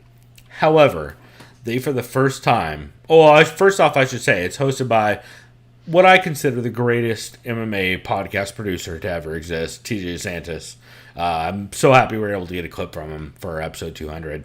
I've always, you guys who've been listening forever know that I've always said this. They're like, I consider TJ the best in the business. And he produces this podcast. It's actually the biggest podcast he produces. They make good money on this show. And it's literally a show where two guys who were friends in college just talk about pro wrestling. It is The Laughs Fan with Jack Encarnacion, former MMA. Well, he's like a well-known journalist for, I believe, the Boston Globe, and he also is a former writer for Sherdog, and he did the MMA stuff for the Boston Globe for a long time. And then JP Sorrow, who is is an actor, performer. He's done tours at like the oh my God, why can I not remember the name of Madison Square Garden? He does like a tour host at Madison Square Garden. Very talented dude. They've been friends since college, and they love pro wrestling. And JP is the best at impressions. If you've ever heard me try to do a Vince McMahon impression or a Randy Macho Man Savage impression, a Hulk Hogan impression, I'm just doing impressions of JP doing impressions, to be honest with you. He's the goddamn best at them. You're trying to do a Randy Savage impression? Just bring it on. That's a terrible Randy Savage. I can't do it without hearing it first. He's just like, Conor McGregor is talking about how he had stress fractures and you have to be so loud. Shit. That's all I would do. That's just my impression of Randy Savage. I forget the one phrase I always... There's like one Randy Savage phrase that I would always say because of this show, but I don't remember what it is off the top of my head. Anyway, I'm not going to do it this justice. You should go listen to that show. And episode 285 is not even about pro wrestling. It's about the infamous K1 Dynamite USA card, which is an MMA card hosted at the LA Coliseum back in the day, which featured Brock Lesnar versus Min Soo Kim as Brock Lesnar's first MMA fight. Yeah, in his first MMA fight. It also features a roided up Royce Gracie who loses. It also features like 8 other dudes who tested positive and lost. I think Gil Melendez is on this card at some point. Way back in the day, Collapse MMA, which is maybe my favorite MMA podcast of all time, also hosted by TJ DeSantis. That was the one he did with Jordan Breen. They did the K1 Dynamite show way back in the day, and they covered it, and it was incredible.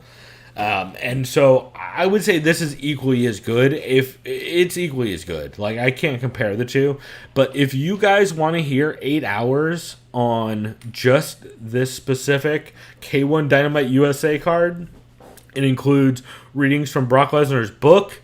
It includes the history of Brock Lesnar. It includes the history of the card. It includes interviews from fucking Sherdog at the time, including clips from Greg Savage. It has fucking everything you'd ever want to know about this card. It's it's two like nearly 4-hour parts on this shit, and it's the greatest fucking thing I've maybe ever heard. So just go listen to it because you will not be disappointed, and it's so fucking cool. And whoever added that to the hopper for the Labs fan, I am forever grateful because god damn it, is it a lot of fun. So that's my speech. Oh yeah. All right, Chris, you said you had a new show. Yeah, it's called Neon Belly. This was about a couple weeks ago. I listened to episode 27. I've vaguely heard about this recently, I feel like. Sorry.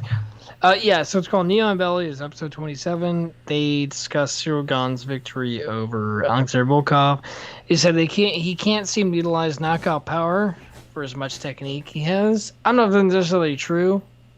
I'm not saying he pulls his punches as far as what Gane's technique and output is, right? The dude's very violent in his output as far as his, kickboxing type. I mean, the dude does a lot. I don't know really how would you describe Cyril Gane's game? Because the guy does a lot. He does it well. I mean, I feel like he very much is like feint heavy and works behind a jab in a way that like is not only going to give heavyweights problems, but it also looks weird at heavyweight, right? Because people don't expect people to look like that at heavyweight. Yeah. The main thing they discussed is they said that this UFC need a VAR, which is like a referee review with a monitor, like they do in FIFA, and then like everybody hates that in FIFA, right? Yeah, no one likes it, so I don't know why they brought that up. I think they're big soccer fans. Yeah, but everybody in like are they from the UK or from like They sounded pretty fucking American to me. Okay, maybe that's just an American thing then, because like I know just club soccer guys, but their point is it's like should there be an actual review system in the UFC with like say when the ref fucks up. I mean, there is in some states, I believe, after if the fight's already been called. I don't know. Like, I don't know. It's always case specific, but like, what you never want to do is stop action, right? Yeah.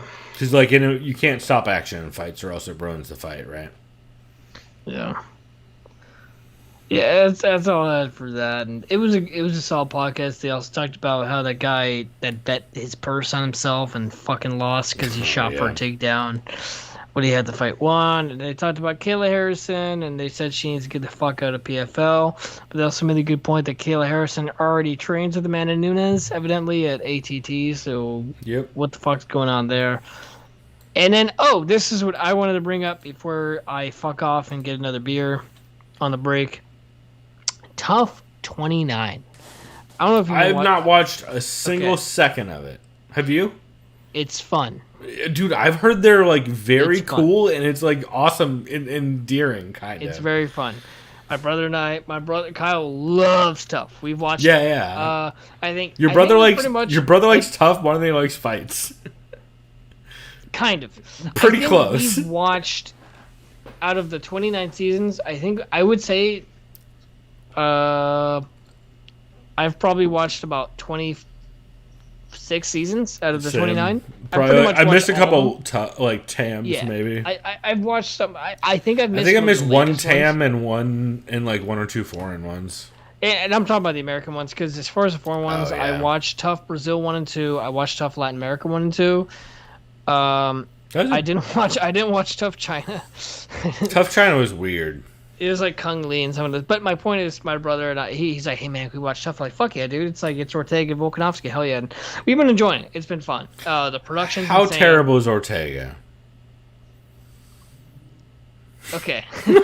I'll say this. I had a feeling. I'll be honest.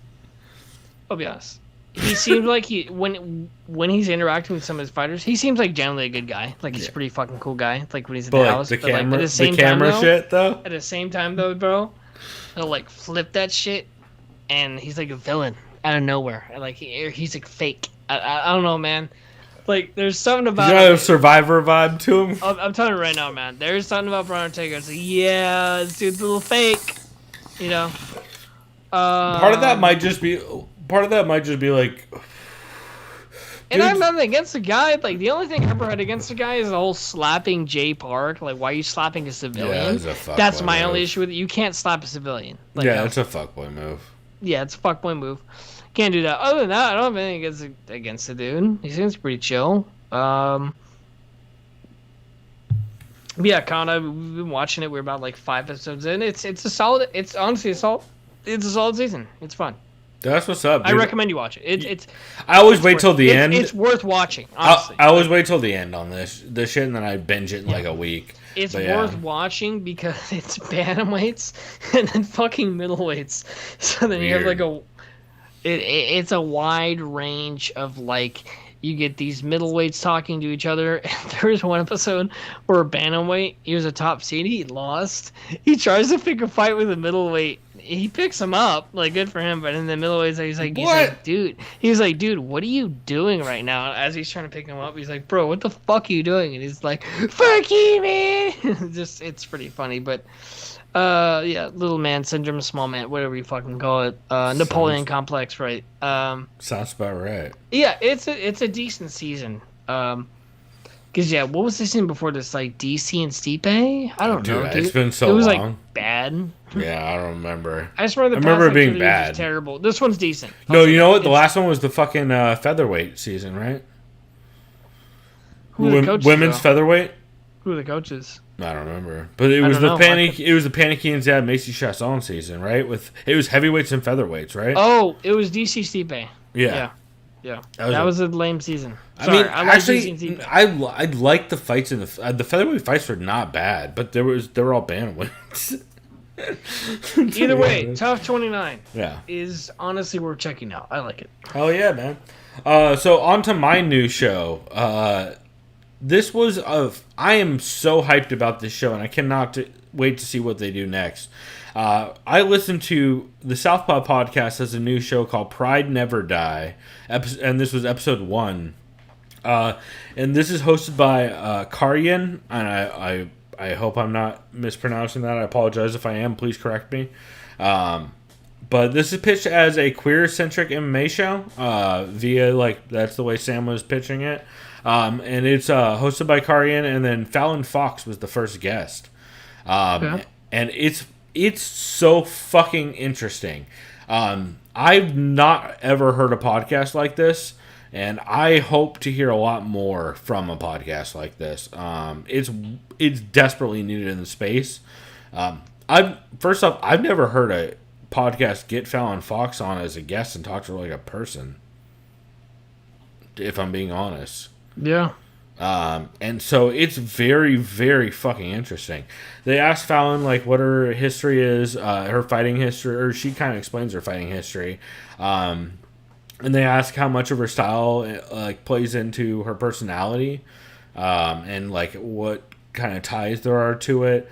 Karyan, I hope I'm pronouncing that right. I apologize if I'm butchering it. I didn't see a spelling for it, so it makes it tough on me. But again, please correct me. But yeah, Fallon talks about having to fight in situations where the majority, if not all, of the audience was literally shouting bigoted shit at her while she's fighting. And that kind of adrenaline dump and that kind of experience and just how insane that must be to go through on top of just the nerves of already being in a fist fight.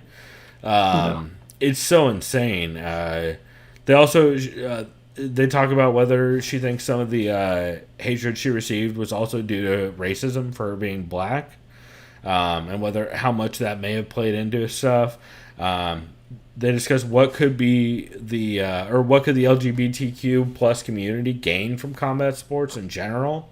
And they discuss a bit about how the community is obviously hesitant to get involved in combat sports in general just because of the inherent misogyny and fucking terrible people that are widely known to be in combat sports.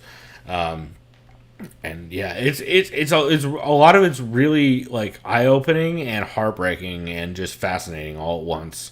I mean, the craziest thing I heard during all of it, which I didn't know, and is the most heartbreaking part of it probably, and man, the world sucks. Because Fallon Fox says she credited the people the reason why she started training MMA and she got into MMA as wanting to train was seeing women like Gina and Rosie Sexton inspiring her to compete as strong women, and of course that's before Gina had turned all right wing and literally started shitting on people like Fallon Fox, and so it's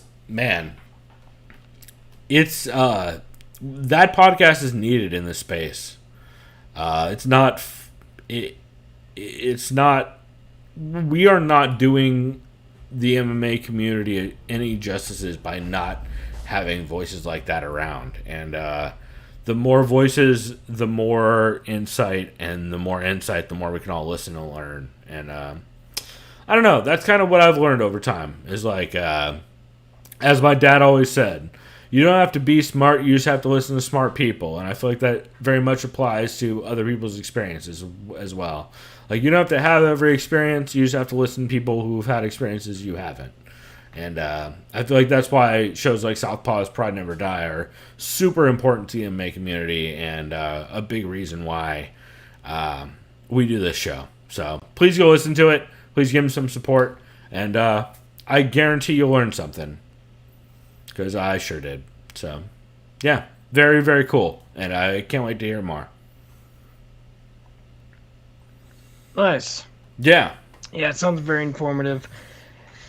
Especially from a point of view from the LGBTQ community, that's very important for the sport, and a sport where there's a lot of unfortunate homophobic viewpoints and or just hyper-aggression and just ignorance and anger. Yeah, it's mostly ignorance and anger, yeah. Yeah, and so like we need more voices like that in the sport who are like out here helping people understand, you know? Because without these discussions, we can't all grow as a community.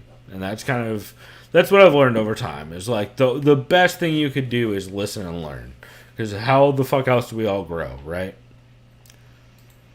So maybe that's just me being a fucking hippie, but what am I gonna do? All right, Chris, do you have any honorable mentions? Because I have like 40, and I'm just gonna literally rattle them off in a row. Do your thing, because I don't have anything written down.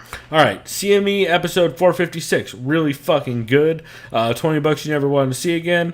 Paul Craig broke Jamal Hill's old shit. It was really good. CME episode 458, Ben is back. Fernando guest hosted. They were talking about all that shit. It was really solid episode. CME 459, also solid. Talk about Ben being in Vegas for UFC 264. Again, another CME. We're catching up on a lot of stuff right now, you guys. CME live chat, July 14th, 2021. Yeah, it's they talk about the hashtag Herb curse, because I don't know if you noticed, Chris, the 3 dudes who you first think of who broke their leg in the octagon: Conor McGregor, Chris Weidman, Anderson Silva. Guess who reffed them all? Hashtag Herb curse. Severe MMA Premium. Ariel Helwani guested. Yo, Sean Sheehan had the best interview with Ariel Helwani I've heard in the longest time about UFC 264 and in general. It was fucking great. It was. Don't sleep on it. I don't know if Sean Sheehan's still in chat, but big shouts to him about that because it was really, really good. Best Camp of My Life, episode 36. Listener questions was super solid. First off, Fernando Praches has never seen Con Air. Fernando, I know you're not listening at this point, but you need to watch Con Air. It's so good. If for nothing else, motherfucking Steve Buscemi. Yep. Steve Buscemi is the GOAT. It's like Steve Buscemi, Willem Dafoe. Across 2 states, wore a little girl's head as a hat. Yo, it's like Steve Buscemi, Willem Dafoe, Crispin Glover, and Vincent D'Onofrio as like the greatest actors of all time, as far as I'm concerned. Let's see. Best Camp of My Life, episode 37. Fernando Praches had an interview with Brandon Moreno about Legos and being nice, and it's the fucking best. You want to feel good? Listen to that. Best Camp of My Life, episode 38. E. Spencer Kite guested with Fernanda. I was actually tweeting out about this week, but yeah, really fun episode, and I can't recommend it highly enough. It was super fucking solid. Speaking of super solid, Dan Tom's been killing it. Protecting Neck, episode 270. Super fucking good. That was his UFC 264 preview, and gave a bunch of shout outs, and he did also say Dustin's check hook was going to be money, which it consistently was. Protecting Neck, episode 268, he did a top 5 career altering beatings with Chris Rini. This was really fucking good, and honestly, if we didn't have so much stuff to talk about, this probably was a catch for me. Also, another potential catch for me that was like, we can only talk about so much stuff. Protect Neck, episode 269, top 5 two-way technical battles with Dan Albert. So much fun. And yeah, I recommend you guys go listen to all this stuff I'm talking about.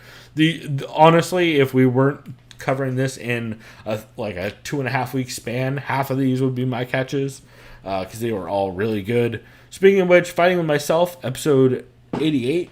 Leo was off this week, so Juice made an old school Fighting With Myself return, and he talked about his bitch fucking season tour with his shirt, with the Angie shirt. He also talks about his love of Bully Beatdown and how it got him into MMA, as well as Friendly Sparring, episode 20, where Leo returns and they do their 264 recap.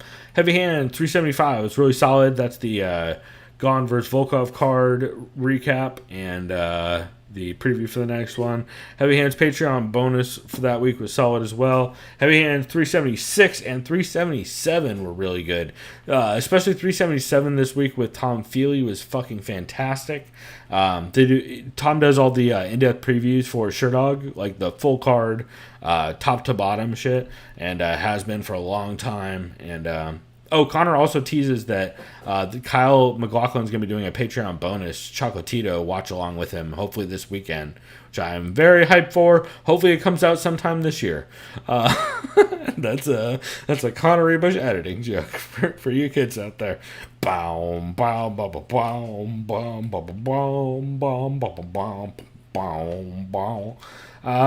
Say MMA podcast, episode 56. Ed, Iggy, Saram, and Zach Makovsky previewed UFC 264, which was really solid. Tingerdome, episode 15, was a lot of fun. Iggy just went off the cuff and fucking killed it. Also, some of the best Connor leg jokes I've heard all week came on that show.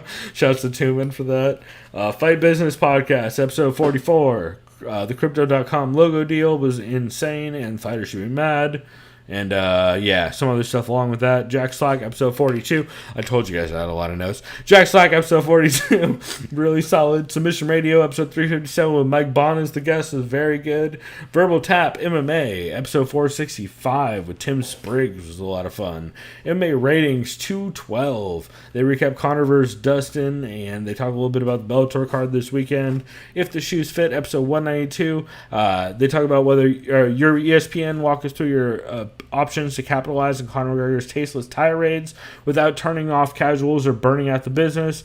They also talk about whether there or not there is any long-term play with quote-unquote accused rapist Conor McGregor and Stephen MAGA Smith. And let's see. Between the Links live UFC 264 preview is fun as hell. This was Alex K. Lee and Kristen King took on Jed Meshew and Fernando Praches in a Between the Links tag team thing. Chris, you know Between the Links, right? Yeah. So they did a tag team one with Alex K. Lee and Kristen King taking on Jed Meshew and Fernando Praches with 3 questions. And it was a lot of fun. I liked it. It's goofy, but it's a lot of fun. I recommend checking them out. So, they're doing like a series of those, evidently. But they had some questions like, what's the excitement level around 264? What makes Wonderboy versus Burns the fight that's so interesting and important? And Fedor versus TBD in Moscow. Who do you want to see? And then lastly, Writing and Fighting did a live episode in Vegas while we were off. So big shouts to Nancy Kidder and Denise Singleton, Julie Kedzie, and all of them. That was me rattling off all kinds of... I only did like a third of the fucking notes I have. I have all kinds of others that I haven't even gotten to. But we're going to take a break. Chris, we're going to come back for talk for 30 minutes about fights, and then we're going to call this motherfucker. 10 minutes? Got it. Okay, about that. So we're going to take a quick break, and then we will be right back. So much love to all y'all, and thanks for sticking with us.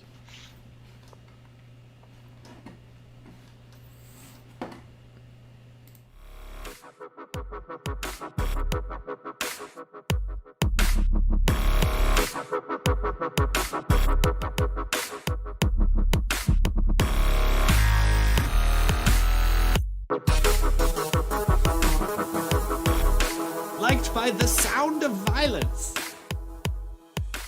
And then Royce Gracie, our beloved, mystical Royce Gracie. Not only does he test positive for nandrolone after this fight, he tests to the following degree. An average person, according to commission guidelines, can produce about 2 nanograms per milliliter of nandrolone. Okay? That's... The body can produce up to 6 if it's involved in rigorous exercise. Okay? That's according to the scientific interpretations that commissions used, I don't know if they still do, in determining what an abnormal level is. So really anything over 2 is suspect.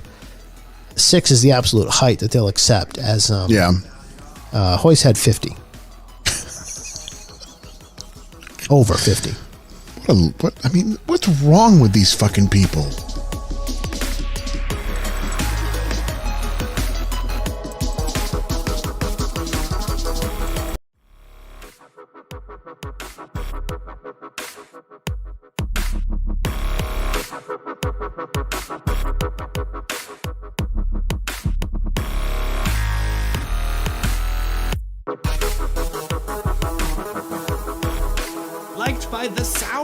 violence.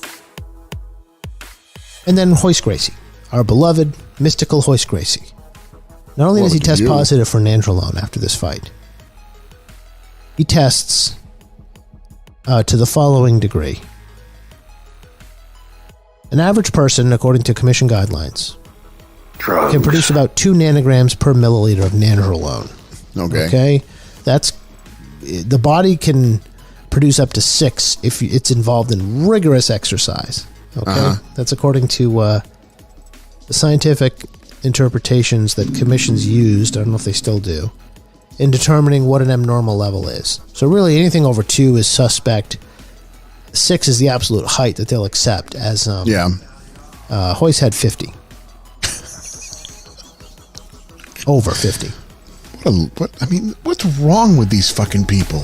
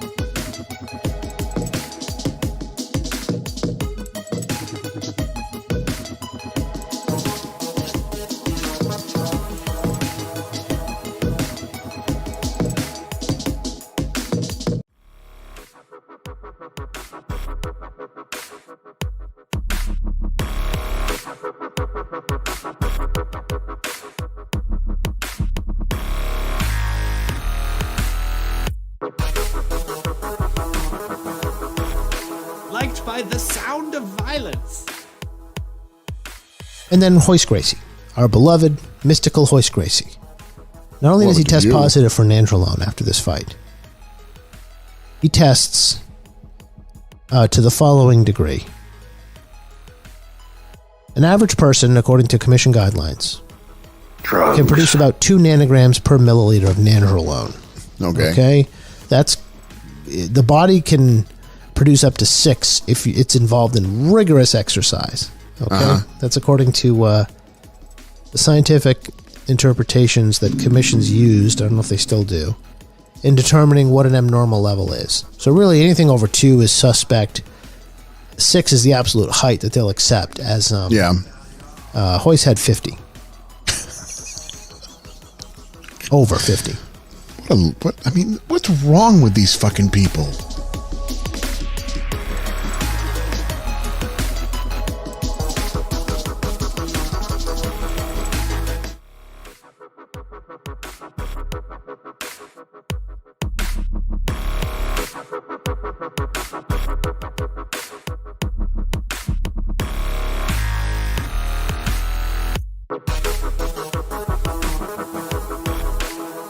by the sound of violence. Jason, I don't want to put words in your mouth, but you're saying the fighters are fucked? Is that the legal analysis? Well, yeah. Okay. When Jake Paul, for the love of God, is your goddamn messiah, that he's giving $25,000 to fighters to give him a head start. He's the fucking venture fund. What the fuck? Oh my God.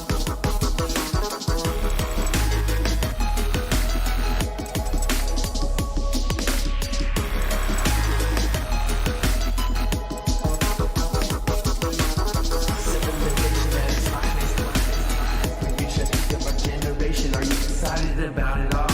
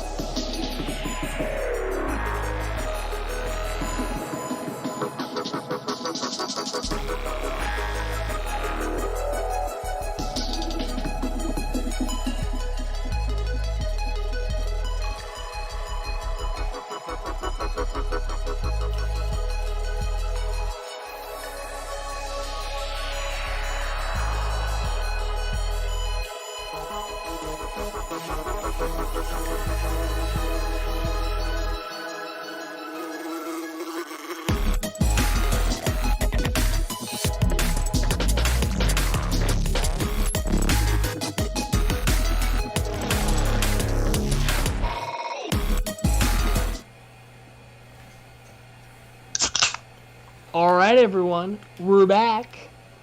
Yeah, we are.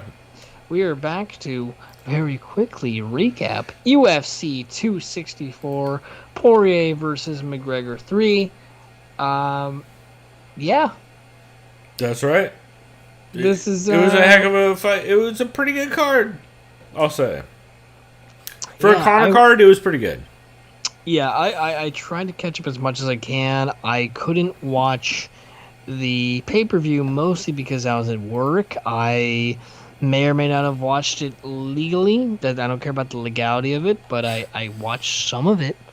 The stuff that I did catch up on was okay. It was pretty good. Yeah. Let's start from the bottom.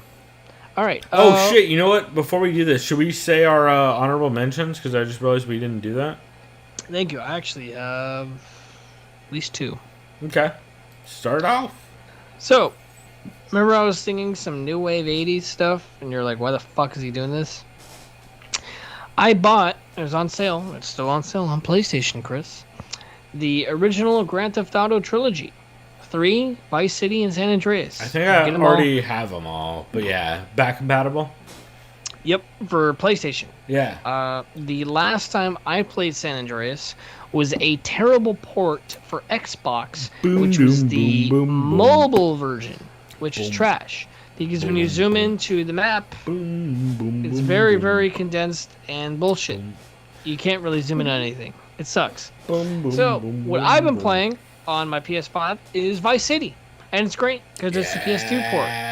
It even shows the PS2, you know, when you start up, it's like it's been amazing. And no load times like the whole PS2 version between the island and the mainland. It's so fun, like just listening to the soundtrack. Vice City is such a banger. People sleep on that game so hard. And actually, the remake makes the shooting way more manageable than the old one if you try and go back and do it. I even remember, like, I forgot some of, like, the playlist. Like, I remember, like, Flock of Seagulls. Dude, and, like, everything is on there. And, like, Outfield and all that, you know. Girls. I know Motley there was, Crue's, like, Megadeth and Quiet Riot and Motley Crue. I forgot Slayer was in it. You know, everybody's in it. Fucking, like, if you think of an 80s song, if it was in Miami Vice, it was probably in that game. Like, they have the theme song for Miami Vice in that game, I'm pretty sure, yeah. Fucking cast. Ray Liotta, Dude. Burt Reynolds, Michael Finkner, fucking the dude who plays Jenna Jameson, Veruca Valt, aka Vicky Valancourt, and the dude who plays fucking Tibbs in fucking Miami Vice. Yeah, or Tubbs rather. I forget his name. Ricardo something maybe. Great game. And my brother, who has a PS4, he's like, well, I got to get San Andreas. Kyle's been going all out on San Andreas. Which is honestly fantastic too. No, just hanging out biking in the skate park all day. I know how it goes. Yeah. He's I'm taking over the turfs and the ball is busted. 100%, dude. I'm pretty sure I 100%ed both those back in the day, actually. So yeah, it's dude. This is the first time. Although it's a good time of year to do that. Yeah, this is actually the first time I played Vice City probably since I was like 11, so about 19 years. God, and it's I'm finally playing. No, yeah, you must have been older than 11. Because I was like. It came out in 02, so for me I was 11. Fuck, you're right. I know. I mean, I was like 13. 2 years old. You're what, 2 years older than me, yeah, right? Yeah. So, but my point, for me, it's actually playing the game. Yeah. Like, when you're a kid, you're just like this. Okay, cheat codes. Fuck you. Well, I played it a while. I played it a while back. Like I played it, like maybe 05, 08, somewhere in there. Like, because I played on emulator, but I didn't really actually ever play it until now. I'm like, good. oh yeah, this game's hard sometimes, but it's really not. Yeah. And the only thing that's hard about it is like there's not a camera that you can. The camera shit sucks, dude. Oh, it's terrible. The all those old games, and like the lock-on's bad. Yeah. But once you get used to it, you can drive by spray enough. I'll say this. Yeah. I know people hate me for this. I don't care. I still don't care. Probably my favorite GTA, not ever. You're gonna say 4? What it did. My cousin. My cousin, it's 4. Dude, the driving alone. The driving is phenomenal. Dog, if I could stomp and slide a car. The fact that you can aim up and down individually. Like, dude, GTA 4 is the best GTA. As far as, like, what it did. Like, sure, it's more boring. If I stomp on a gas pedal and the car doesn't go sideways, I want to play your game, bro. GTA 4 is a shit, and you and I realized, apparently GTA 4 you can't buy. It's not, you can get on the PlayStation Steam. Store. Yeah, apparently it's only on computer. I showed you I was playing it the other day. I know. It looks I was so jelly. pretty. I was very jelly. Dude, everything slides. You step on the gas on a fucking budget-ass Mazda, and it slides sideways. I'd be getting in taxi cabs and like fucking town and country minivans. I'm not stopping. I'm clipping people on the sidewalks. on the crosswalks. I mean, to be fair, there's everybody everywhere. So. Yeah. No. GTA 4 always sold a special, and the expansions, Balligate Tony, Lost and Damned. Come on, man. Right? Super fine. Fuck you by the Rockstar for milking GTA Online. You never did anything with GTA 5. GTA 6, by the way, Chris, did you hear this?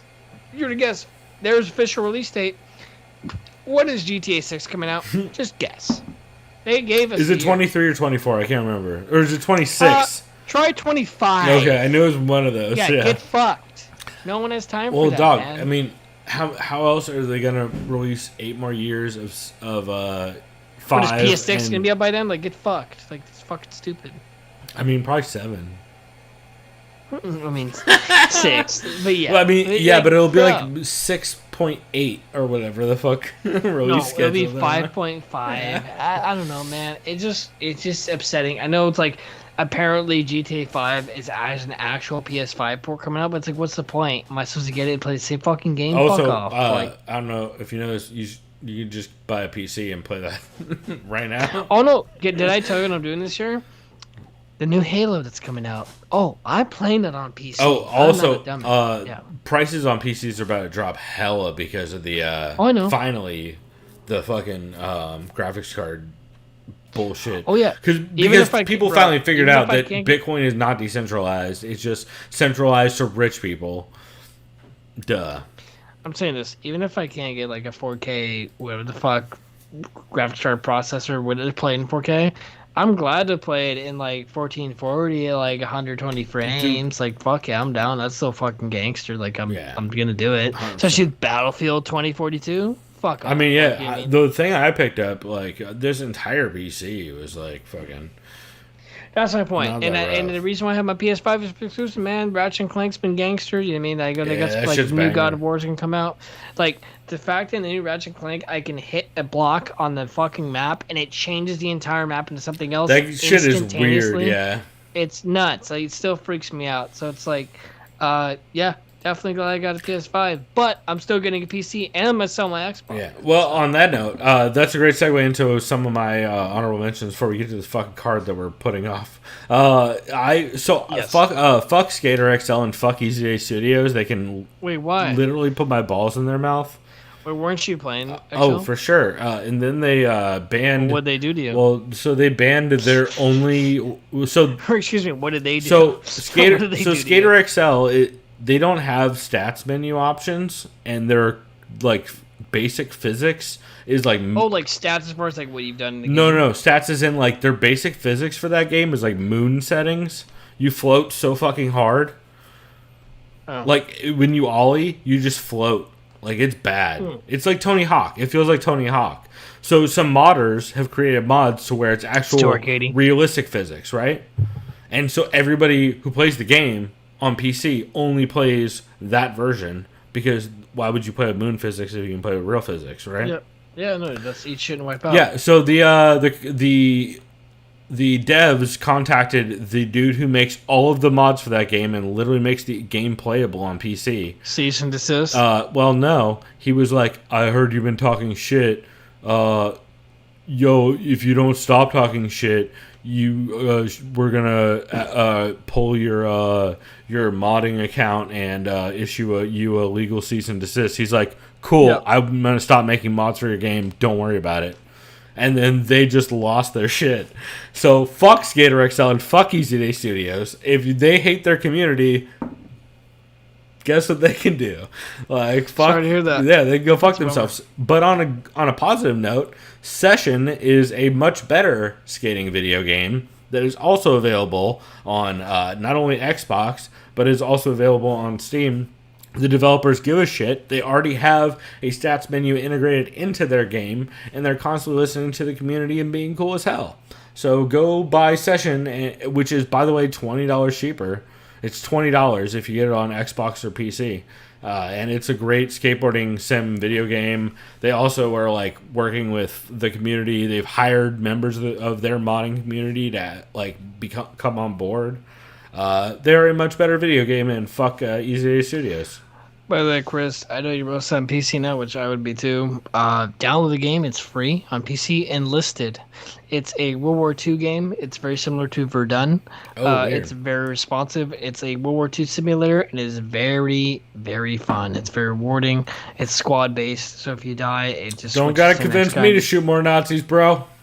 It's fucking fun as shit, and it's cross-compatible with PlayStation, Xbox, and console. We might have to make that happen then. Other than that, if we're ever gonna do a video game thing, which I know we talked about as far as a stream. Oh yeah, we need to play some motherfucking Fall Guys on PlayStation because Season 5, remember that game Fall Guys, the goofy little I remember Fall Guys walking around. Yeah, Season 5 just came out. It's like a jungle Amazon theme with like spikes, traps, and shit like that. And I know my brother's down, and I think we should do a commentary that.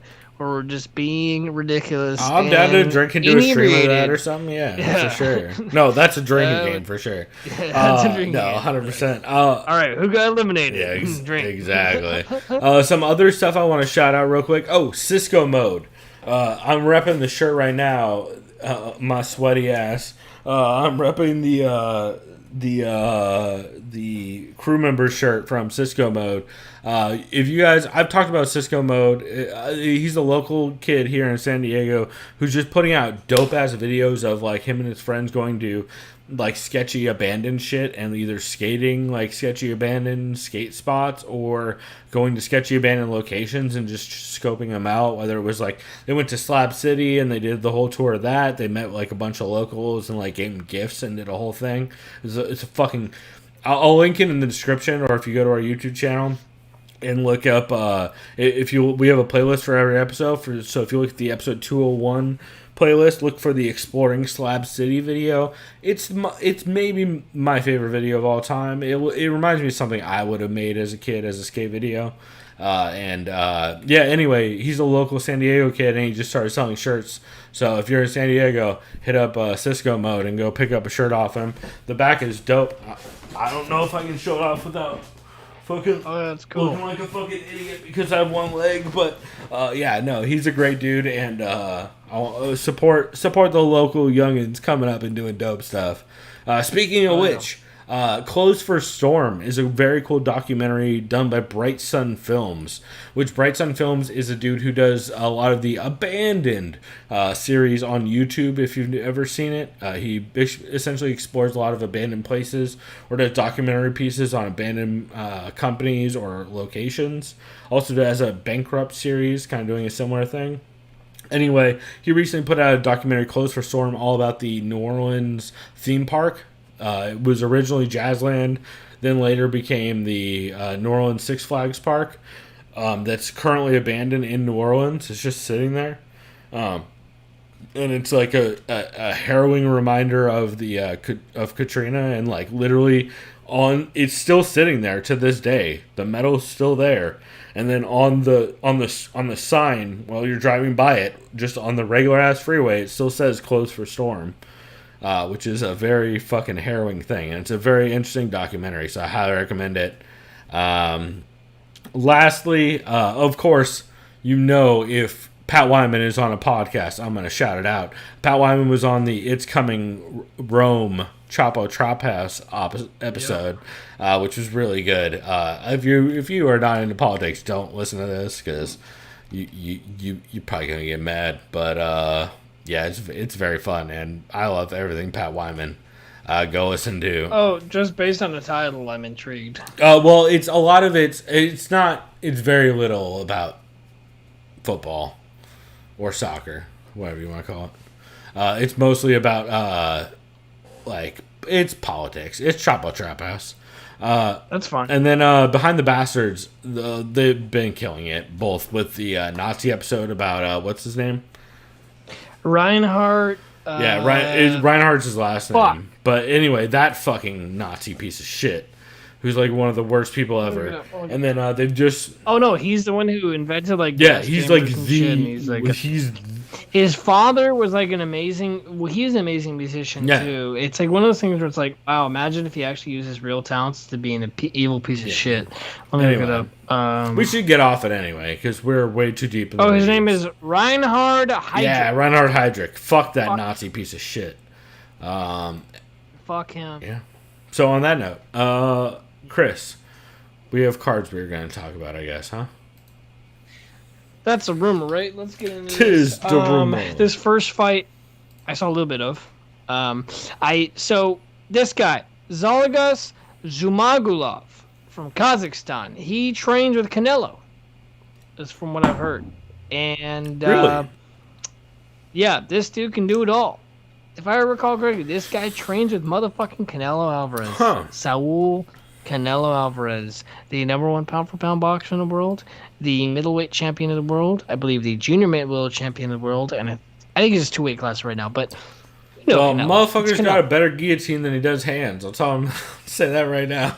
Yeah, but I'm pretty positive this motherfucker trains. He looked real good in that fight the entire time. But the second they hit that scramble, and then what was it? I believe it was the dude.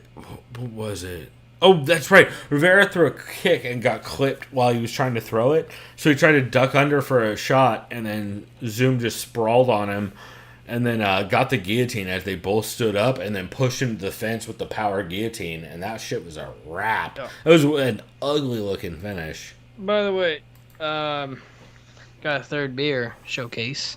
Harlan Brewing. It's called Camp Beer. Hey, Harlan's been showing out lately here in San Diego. Yeah, this is like an American light. They have their own spot now, right?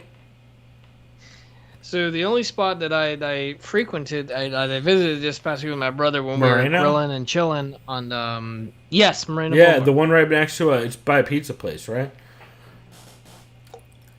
Luce, the Italian restaurant, as well as Cecil's, which is a sister meat market to Iowa Meat Farms in Granville. Yeah, dude, Cecil's is so fire, low key. Oh no, Kyle and I went. I forgot all about Cecil's. Dude. We were grilling and chilling. You know, Cecil's is legit because it has a plastic cow in front. Yep, and so is our meat farm. So Kyle and I went there to get some badass brats, like real brats, right? Not the shit you buy in the store. We got some brats. We got their famous cheese dip, which is just compiled of cheddar cheese, a little bit of tomatoes, and horseradish, which is absolute fire and dangerous because it's addicting. Right. We got some badass hot sauces. We did it big, man. Yeah, we got some brats, we got some dogs, all that. Did a big bell peppers, right? Sauerkraut, and we hosted at my house the Major League Baseball All-Star Game. Yeah, it's the All-Star Game, but obviously the Padres. Tatis Jr. was starting, and we're all Padre fans at the house. And it was fun, man. We had a bunch of people over. It was great. We were grilling, had pool time. It was fun, man. Padres for once are not the most shameful team in the league. Oh no, they're great. Yeah, but the problem is they're in the best division of baseball, and there's two other great teams. Too. And it's never the ones you would have expected. Yeah, it's one of those years. It's like, oh yeah, the Padres World Series contenders. So let's just have not just the Dodgers be good, but the Giants who've done nothing for the past 8 years to be great, because that's how sports works. You know what I mean? There's always like that one team. It's like the Moneyball effect. Well, to be fair, we'll do great up until it matters, because that's how this city works. Yeah. Luckily for the Padres, their GM is a massive cokehead and makes a lot of crazy deals during the trade deadline, and he's gonna bring some talent in about a week or two. So I'm very much part of that. It's gonna be great. Mostly he's gonna bring talent from the local strip clubs. I have a feeling, but go ahead. Well, I don't mind that. My point is, if you're playing MLB The Show, whether you're on Xbox, PlayStation, it's a good time to be an MLB The Show fan, because that content, they dropped some endgame content halfway through the motherfucking season, and I'm loving it. It's been great. Oh, and shouts out to Stadium Creator on PS5 and Xbox Series X. Chris, someone created Hogwarts as a stadium. And the elevation is like 7,000 feet. Let me guess, the ball is gold? I wish. Dude. You hit like a routine line drive, that shit's fucking going like 500 feet. It's hilarious. And there's like Quidditch. Just zero atmosphere. Center field. It's great, yeah. Oh no, it's hilarious. You play against a computer. You play against me on the easy difficulty. You win like you score like 35 Feels like runs. Backyard baseball type shit. Yeah. Oh, it's great. You're like, oh, down the middle, pop. It's like, oh, 500 feet. Oh, it's hilarious. It's great. I'm just like in my chair, just fucking smoking a bowl. Oh yeah, let's hit a home run. All right, cool. And just. I was gonna say, speaking of crushing home runs, Jessica I got a line drive straight to the forehead in her fight. God damn, dude, that was. Oh wait, we didn't even talk about Brad Tavares, did we? Yeah, Brad Tavares, that was super dominant performance, right? Well, I mean, for the way that fight was gonna go. Yeah. Like I would say, like Omar Akhmedov did Omar Akhmedov things, but like that was the best win I would. Brad Tavares won the fight. And he did it in the way I would expect him to win it. Jennifer Maia put a hole in Jessica's forehead like she's coming straight out of fucking. Looking like Tien Shinhan from Dragon Ball. Yeah, or sure. Yeah, I'm gonna trust your reference better. I mean, a third eye. What do you sure, I was gonna make an X-Files reference, but yeah, same thing. Oh no! Please make same joke. Yeah, I want to believe, but yeah. Yeah, great fight though.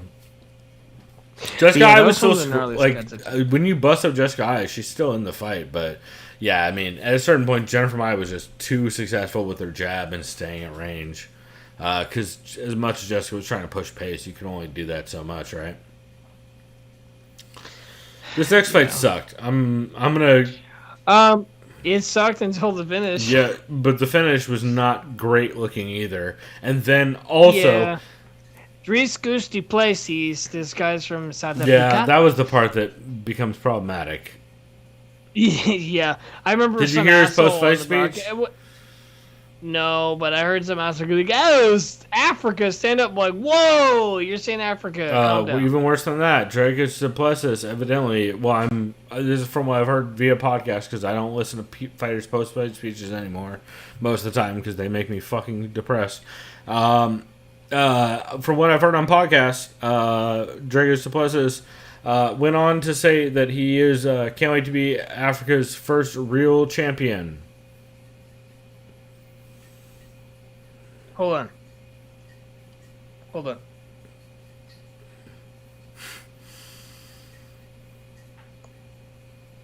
So that's not good. All right. That's bad. I just take a little break there. Yeah, well, got a little nauseous. I mean, if he wasn't from that part of Africa, I would feel less bad about it.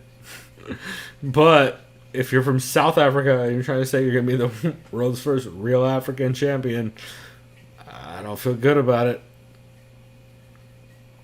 Moving on. Speaking of things I don't feel good about, Ilia Topuria absolutely bodied Ryan Hall, not only just by punching him, the shit out of his body, but also by just absolutely putting on a killer performance. Yeah, man, this is kind of a nail in the coffin for Ryan Hall in a big way, right? Yeah, because I know in the past couple years he's like, no one wants to fight me, no one wants to do this, no one wants to do that.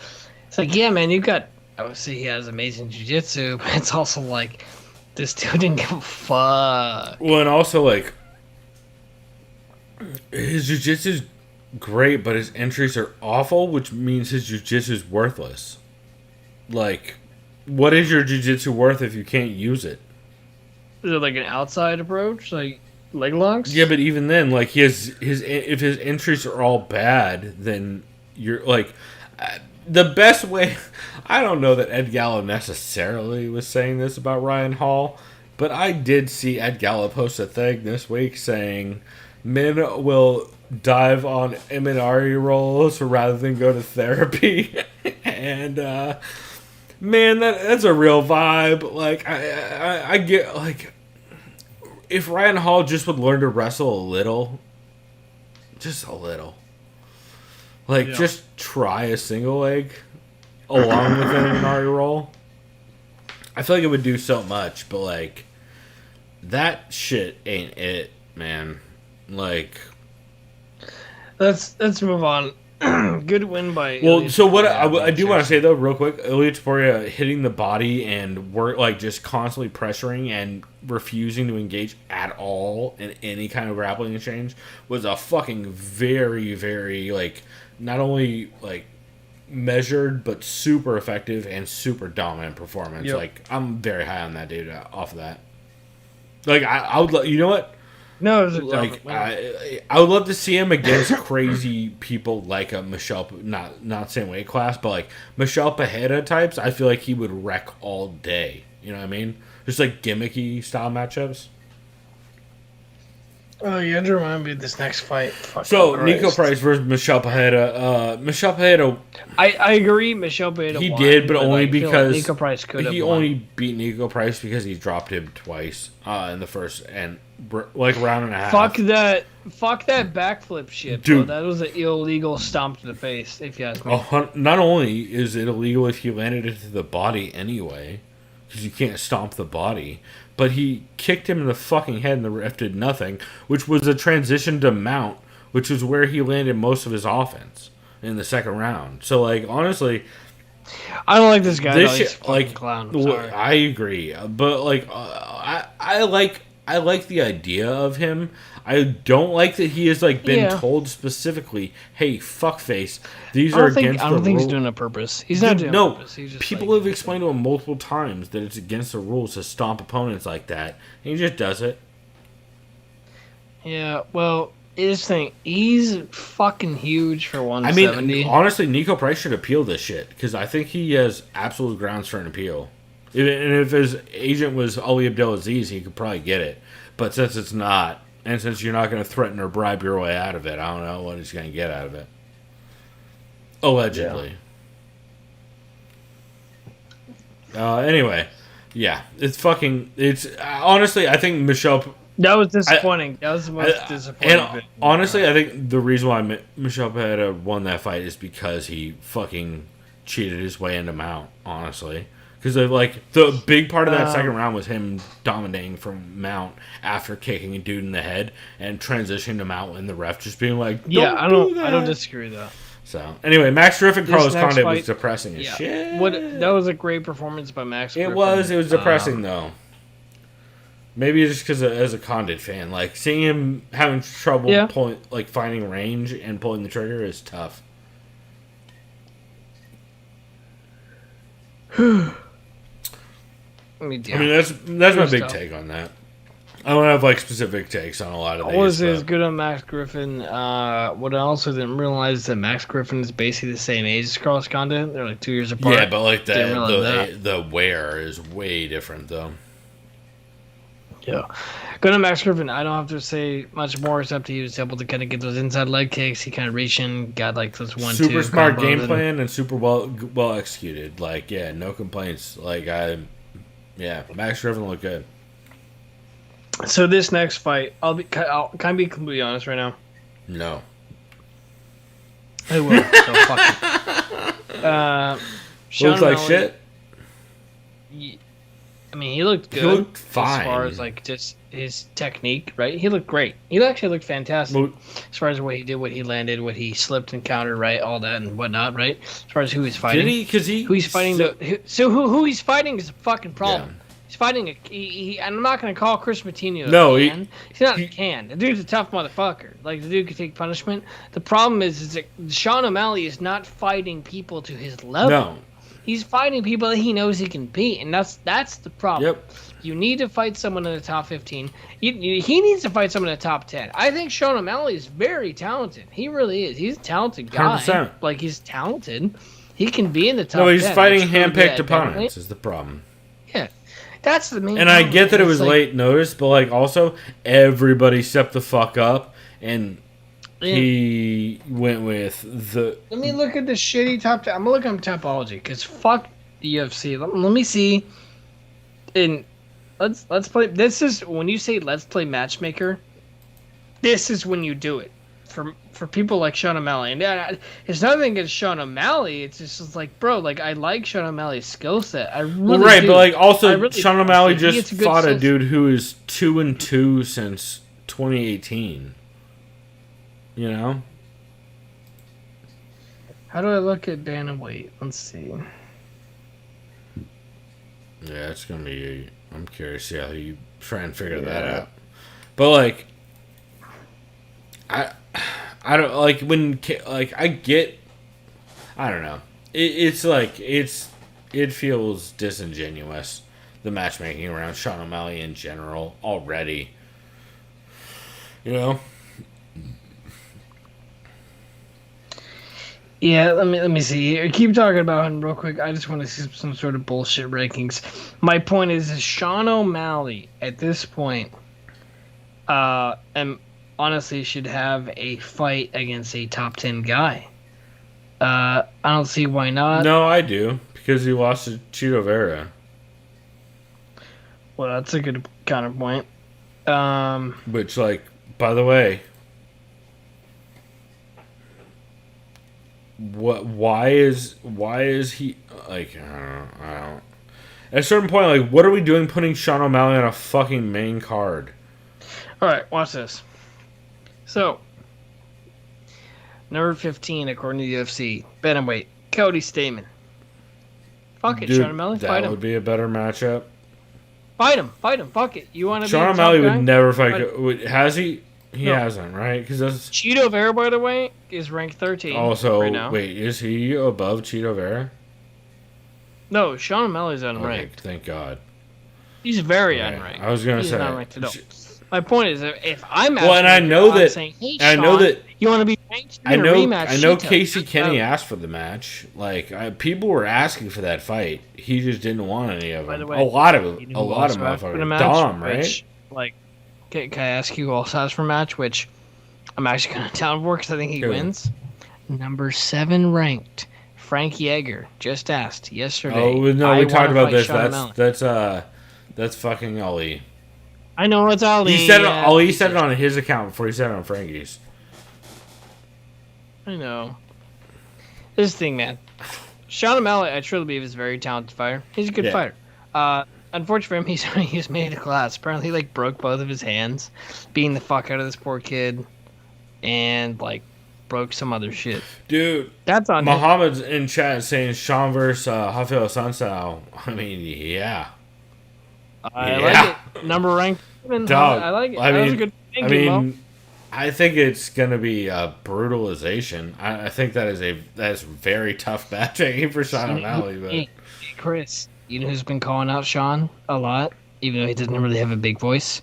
Merab Dvalishvili. Oh, dude, that's the fight. That's the fight. Because, dude, the size difference. The size difference alone.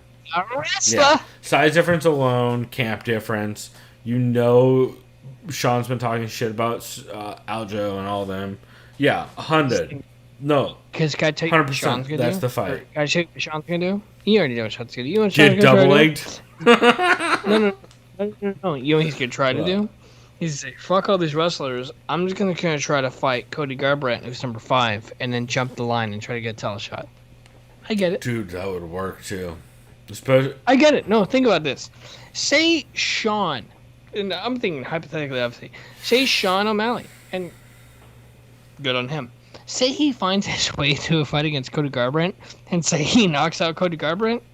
Now you're getting the title shot, and you're still not fighting any wrestlers. The only wrestlers in the top 5 after Cody Garbrandt, not Josie Aldo, not Rob Font, Corey Sandhagen, kind of, no, Piotr Jan. Now you're fucked. Aljo, now you're fucked. Dude, he's fucked anyway after that, yeah. He's fucked. But you see everybody my point, after though? that, he's just going to get eaten alive by. That's why he's calling out Cody. That's why he's calling out Cody. I mean, yeah, it's the smartest move for sure. Like, well, it's the same. It's the easiest trajectory by far. It's not even close. Realistically, I think he shouts at the Muhammad. I think he fights Ascenso next. Dude, or Dominic. I would love to see either of those. Although I think if I Dom Cruz, is going to be. I'm worried Dom Cruz is going to be depressing for me. I'm not going to lie to you. I think he actually probably, if I'm honest, I think he probably beats Dominic Cruz. Leg kicks make me nervous. That's what I'm saying. Yeah. I'm sorry. I think at this point in his career he beats Dominic Cruz. But then again, I really can't probably doubt Dominic Cruz. Sean works behind a fairly feint heavy game, and Dom is not as explosive as he used to be. So yeah. As much as it pains me, I could see Dom. Dude, as much as it pains me to say, I could also see that. Yeah, I could also, but like, Sean would have to fuck up for Dom to be able to double leg him consistently or single leg him consistently. Just at distance, like that's so much distance for Dom to cover. Anyway, we should move forward. I'll let you. Next one, I missed this, but it was complete domination. Dog, all I will say is, Irene Aldana hit a fucking gorgeous hook on Yana Kunitskaya, and you should watch it. It's so pretty. She set it up well, and it's really, really pretty. I believe Tuman on Tanger Dome talked about it as well, but it's a really fucking pretty left hook, dude. I know a lot of people say the women's divisions don't know striking and shit. And I think a lot of people respect Lobo Gym and understand that their boxing is different than their all around striking game. But the left hook she hits on Yana Kunitskaya is very pretty, dog. I recommend you go. Actually, yeah, we should go. You know what? We should go watch this in real time. What is it? A minute? No, it's 4.5 minutes. It's too long. But yeah, it's very, very pretty. And I don't mean that as in because a woman hit it, it's very pretty. No, I mean technique wise, that it's just a fucking very pretty left hook she caught her with. And speaking of pretty punches hitting ugly people, no, actually, wait, I only meant the first part of that. The second part of it was just mostly directed at a woman abuser who's a piece of shit. Who's a jobber in MMA and should never have his name mentioned again. Taito Ivasa fought a jobber and who's only ever been given credentials for being a woman beater. And Taito Ivasa beat the fuck out of him. I said his name multiple times, so you remember it because you remember the knockout, so I said it earlier. Yeah, I don't really know what the fuck I'm talking about anyway. But, yeah, no, it was great. Good news, Chris, is when people YouTube his name, guess what they'll see? The knockout. Yeah, hopefully forever. Oh, no, they will. Anyway, yeah, no, it was classic, just Amy shit. It reminds me of old school, UFC 20 you can shit. See that piece of shit when he gets hit in the face. He's like this. Oh no, this is what it feels like. Oh no, he's like this. Well, no, I meant the second he lands a punch, he just both hands behind your shoulders, chin up, run forward type shit, and then just gets deaded. Which you'll love to see it. You really love to see it. Honestly, I'd like to see it every weekend. That's an option. As long as he doesn't get paid.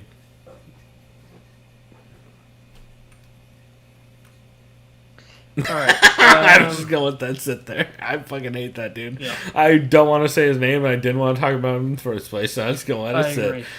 Dude, this one was dope. Explain this fight to me, Chris, because I didn't watch it. Oh my god, I couldn't watch it. That's my answer. I could not watch it. I literally couldn't watch it. So, Gilbert Burns did all the shit you would hope he would do against Stephen Wonderboy Thompson. Russell Folk? Yeah. He basically was able to stay at range, force Stephen Wonderboy Thompson to start exchanges, and then chase him behind exchanges to close the distance, get inside, and then just wrestle fuck him and make it ugly. And like while Wonderboy consistently is getting up and making like fighting off takedowns and all that shit, it's just making him work so much. And it's also just Gilbert was so good at staying exactly out of range and then following strikes back in to close the distance. Okay. And he just made it work. Like it was not pretty at all.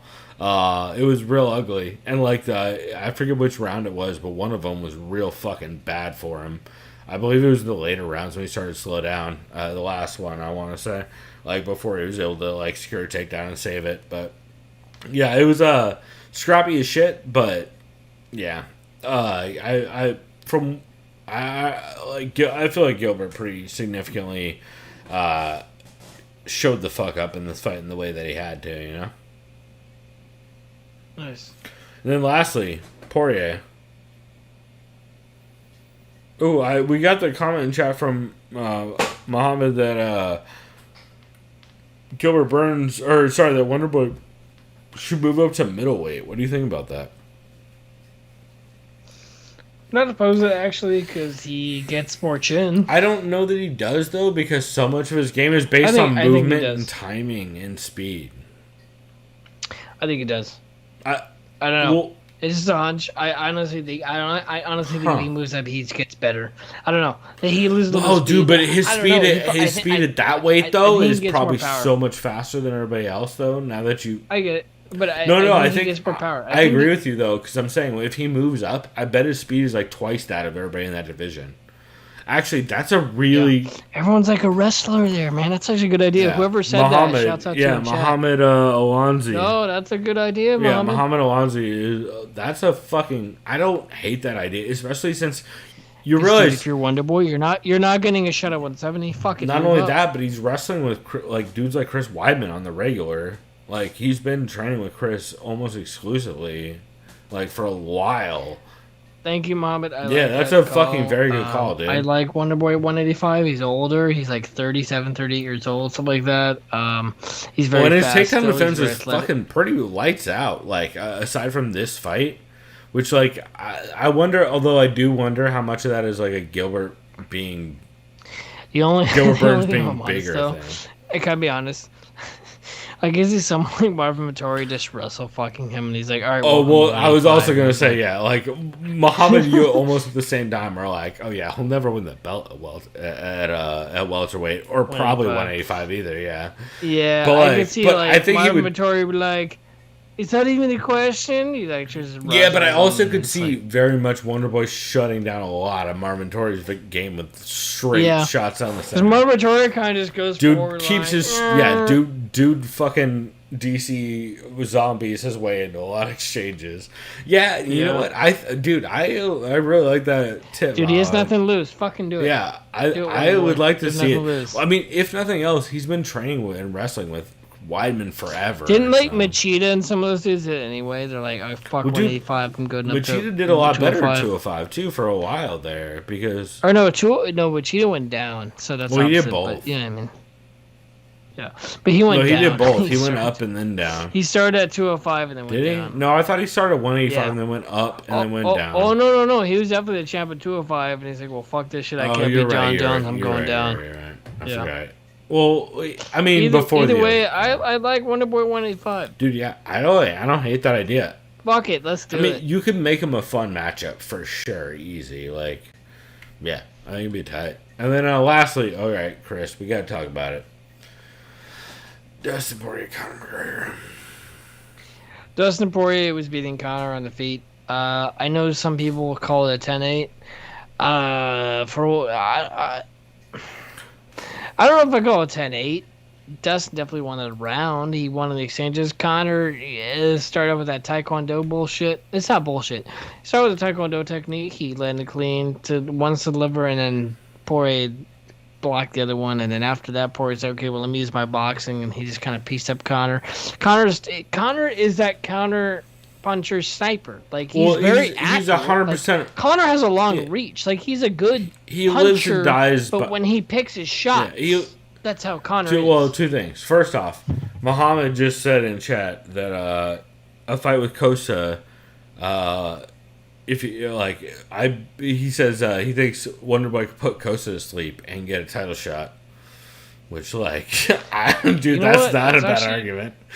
I think he can sleep Kosa pretty easy, to be honest. Second off. Kosa's, I dude, guess. What is Kosa's game has to be to try and wrestle fuck Wonderboy, because you can't just try and bully him. I think he's gonna die if he does that. That's a very good point. To your point, Chris, you were just saying about what were you just saying? I'm sorry, I got distracted. I had a second point to what you were just saying. So I said McGregor right. He had that mindset of like that Taekwondo style where he kind of goes out, karate stance forward, spins to the liver, then he kind of spins the spinning heel kick to the face. It kind of caught. He kind of glanced Poirier in the body, but then Poirier kind of fully guarded that Philly shell to the head, like he did in the first fight.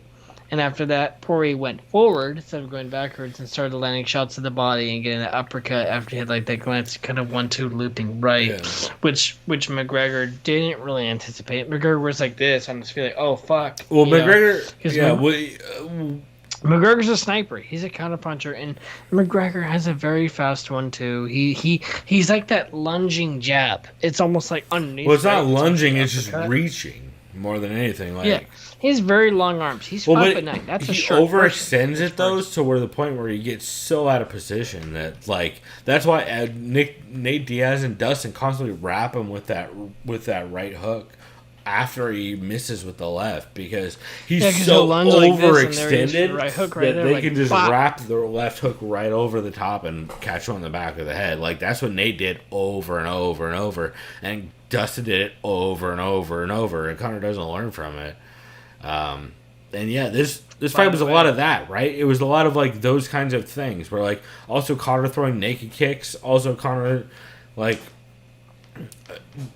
he felt so manic, in my opinion. Did you get that vibe? Hey, for someone that said that stress fractures in the leg, why are you throwing so many violent?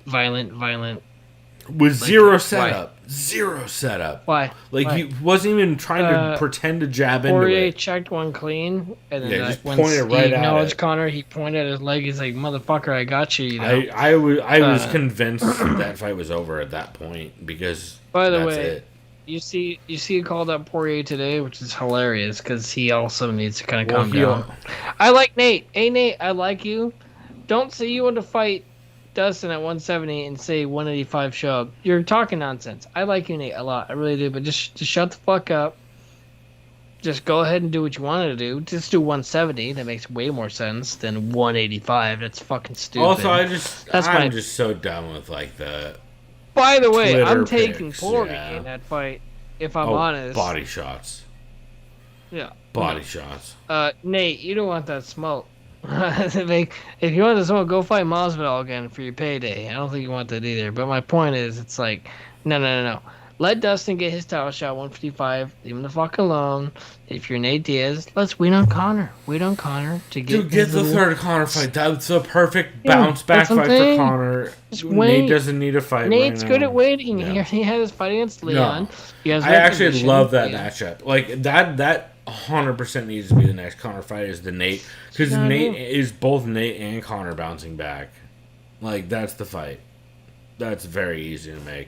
And also, what's Conor gonna talk shit about? He's like, let's get finished fight, must be dollar. They could sell the shit out of that too. Like, that's a 100%. That's the easiest sell of all time.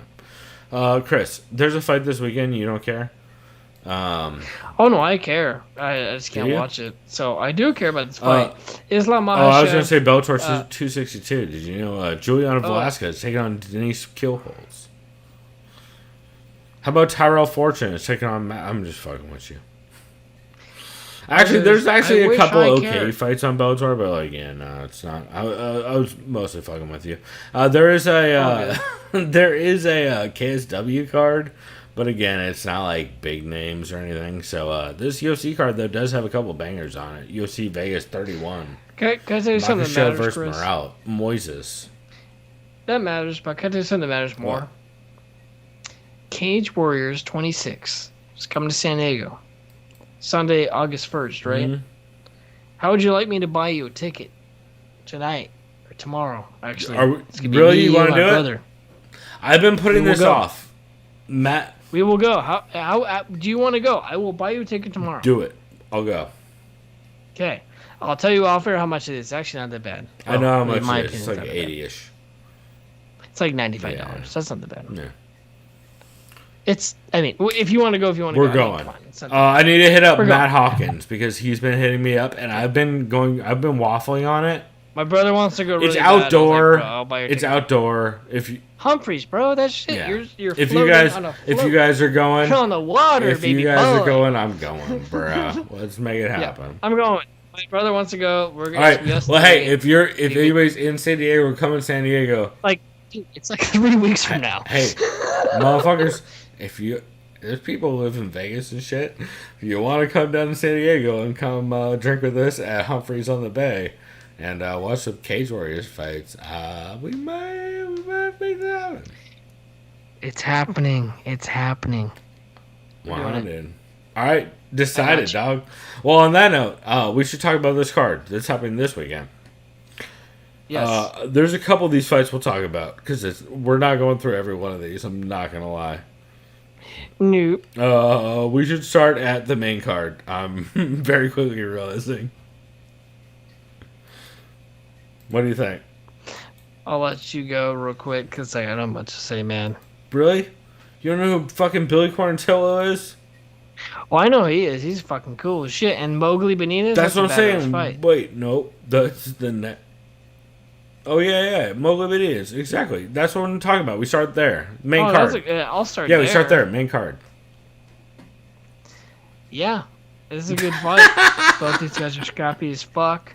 I remember last time I saw Billy Quarantillo fight, he fought a alpha anti-Semite who's a piece of shit, and he's been cut from UFC. That was cool. Oh, you actually seen him fight since then? You saw him fight Kyle Nelson and Gavin Tucker.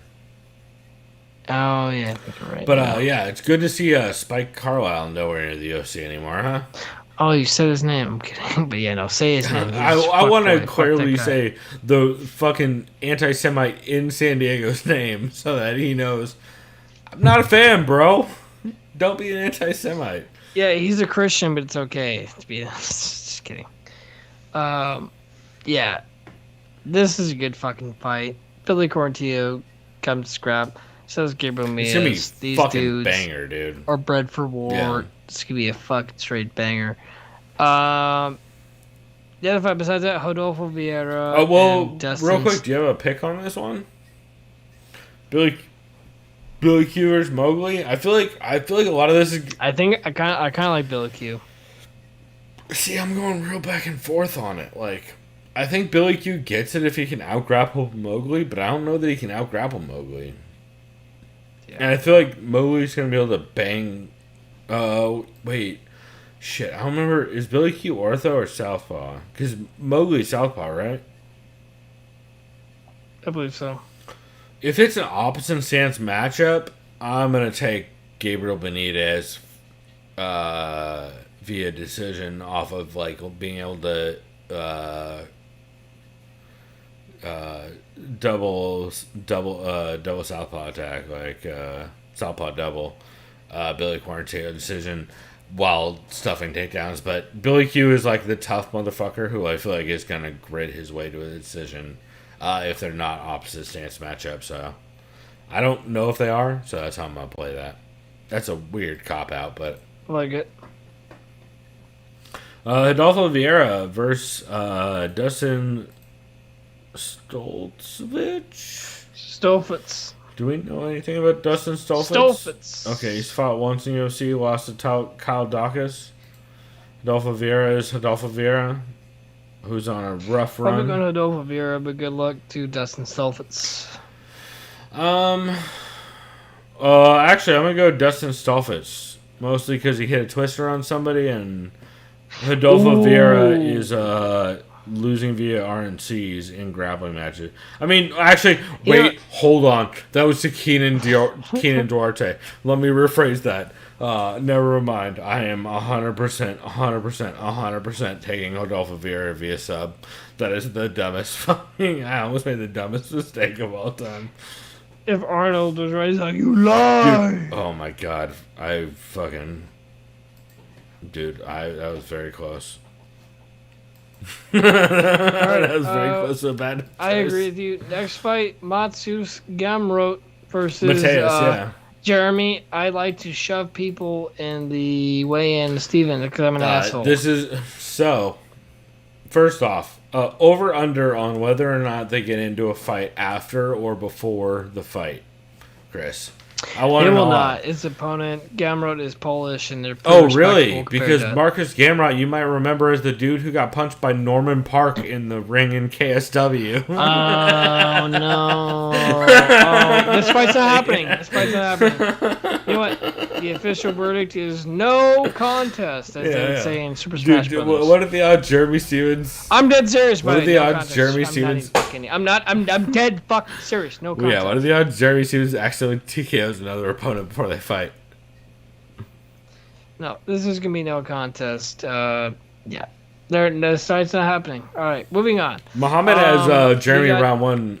I'm actually dead serious. I really think it will, but I think it will be a fight afterwards, and I think it's going to be because Jeremy Stevens loses a rough decision. Yeah, he's fuck Jeremy Stevens. He's a fucking asshole. I mean, he's not great. No, he's dead. Yeah, all right. He really is. Mary Renault, who is still I would be more definitive about that, teacher. except he is very much in this community. Oh, no, I can get that. That's cool. I hope he does well for San Diego, but he's still a dick. I know, he's a giant dick.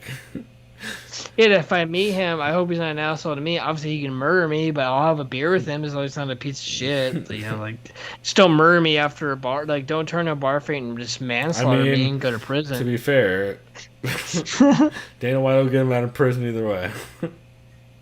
True. He's pretty white. No, I mean, that's a real story. No, I know, but also he's also but white. Also the last name doesn't hurt. Yeah. That's what I'm saying. I'm doubling down. I know what happened. I'm saying he's also very white. I got you. Yeah, he'll get out twice. Jesus. I'm glad we are 8 hours into this episode, so no one's here at this point, or else we'd be in so much trouble. Marino, you know what? I'm going with Miesha Tate. She's a former bantamweight champion. You know what? I'm not going with Miesha Tate because she has not competed in forever and has been, at best, marginally involved. Would you say I'm simping? I mean, that depends on how much you're spending on her OnlyFans right now. Well, I'm not, so I guess I'm not simping. So I'm just saying she's gonna win for no fucking reason. See, that was all. what we call a test, ladies and gentlemen. And Chris just passed the test that Miesha Tate does not have an OnlyFans. So it's just like, dude, to be honest, I think she's gonna win because I saw Mary Renault's last fight. And I was like, yeah, she was just basically in guard the whole time, and she didn't really have any stand up. And I was like, I'm very much worried Miesha Tate's just going to be on top because Miesha Tate just can't wrestle. I'll be honest, it's Mary Renault is game, but it's like she's so. I don't want to say she's old. Yeah, she's older. It's not just that. It's just like she's like, bro, she just is always in her guard, and it's just like she's getting she's getting beat the fuck up, and then Mary Renault's just like, all right, well, either I transition and I get the advantage, or I'm just getting beat the shit out of myself. Like, I don't know, man. I don't know what else to think of Mary Renault. Misha Tate's been retired for a long fucking time, but it's still Misha Tate, and she's in great shape. I don't know. I don't know what to think. Like, I'm just gonna go with Misha Tate. A big part of it, what I think you're saying is, like, Mary Renault lacks, like, that, like, grittiness to fight her way out of bad positions. Misha Tate in her prime, man. And Misha Tate can always out wrestle anybody. Like, yeah, that's why I'm going to Misha Tate. And I saw Misha Tate's in good shape, and from an interview I saw with her, honestly, I like her mentality. Dude, you talked me into this pick because I very. I'll say this right now. Misha Tate's not going to be the Misha Tate that's champion. We know that, but Misha Tate that's showing up fucking this weekend is definitely gonna be better than whatever the fuck Mary Renault shows up. And no disrespect to Mary Renault, I'm just saying it right now. Like, I think a lot of it comes down to like how the first takedown attempt goes for either person. Yeah.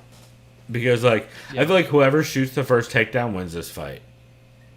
Yeah. Because or whoever wins the first takedown, I should say. Because I feel like there's a very good chance one of them's gonna shoot a takedown and get one of the other one's gonna get a wizard and end up on top, and that's gonna be the rest of the fucking fight.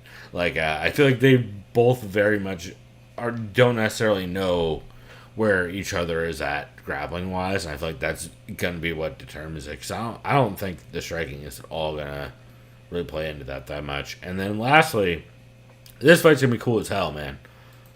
This is a lot of fun. So, I'll say this: Islam Makhachev, he'll win this fight. However, it's gonna be more competitive than some folks anticipate. Sure. It's gonna be very competitive, actually. This is gonna be fight of the night kind of shit, man. Tiago Moises ain't fucking around. This dude's got very good Brazilian jiu-jitsu. I think Islam will win pretty much all of the grappling exchanges, right? As far as the advantages he has, as far as just kind of hooks and just angles, and right? Just as slick far as shit, yeah. He's like, I'm here, I'm gonna fuck. He's just you also up. very but slick. Tiago yeah. Moises won't submit or something because he's like, well, I know what you're trying to do to me, kind of thing, and it's just gonna be one of the things where it's like, Islam's like, all right, well, I'll just do this and just stay here, right? And now I'm going to do this and stay here. And you know what I'm trying to say? Yeah. Islam's going to hold down the positions. It's not going to look as dumb as he can make it be. But, Moises' jiu-jitsu is so good that it's going to make it look like, it's like, okay, well, clearly Islam won, but now what? You know what I mean? I don't know if it's the best explanation. No, it doesn't surprise me. Let's see. Muhammad in chat. I don't see Islam, can he get subbed? I mean, anyone can get subbed, but... yeah, Muhammad in chat saying Thiago round one. I'm like, I just don't. That's dangerous. That's a very dangerous pick, just because first off, Thiago's not known for first round subs, ever.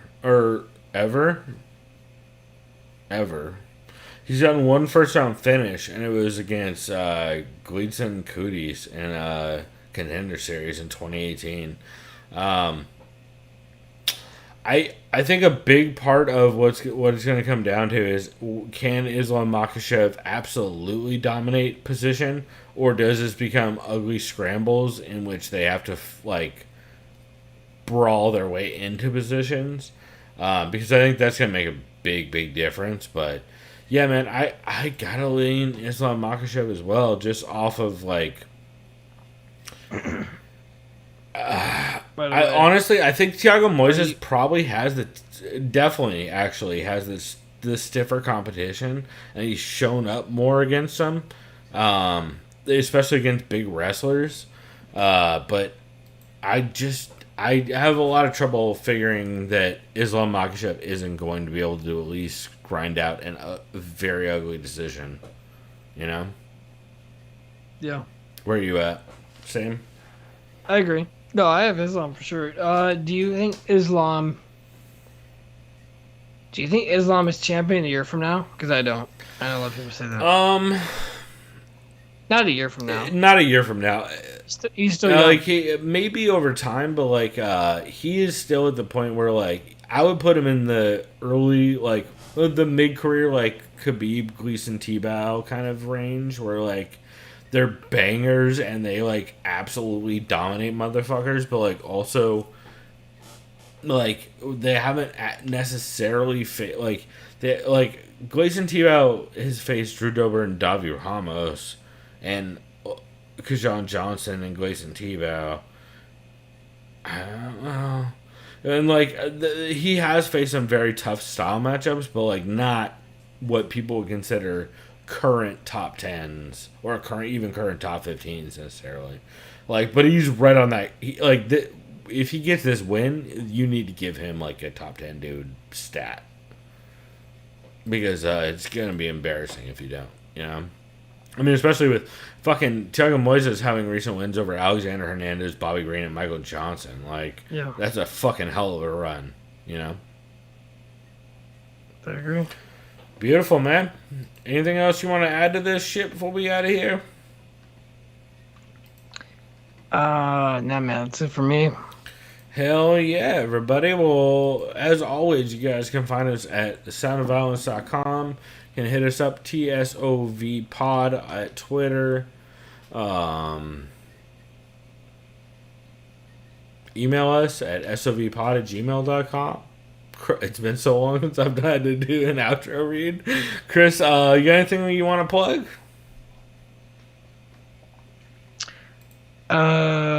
Yeah, Grand Theft Auto Vice City, Ratchet and Clank Rift Apart, MLB The Show 21.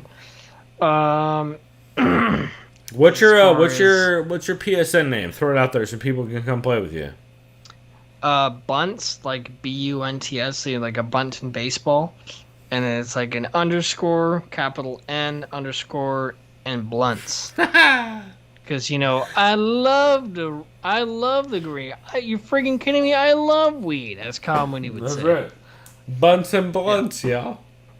That's right. Go ahead. And by the way, you know what's fucked up about PlayStation?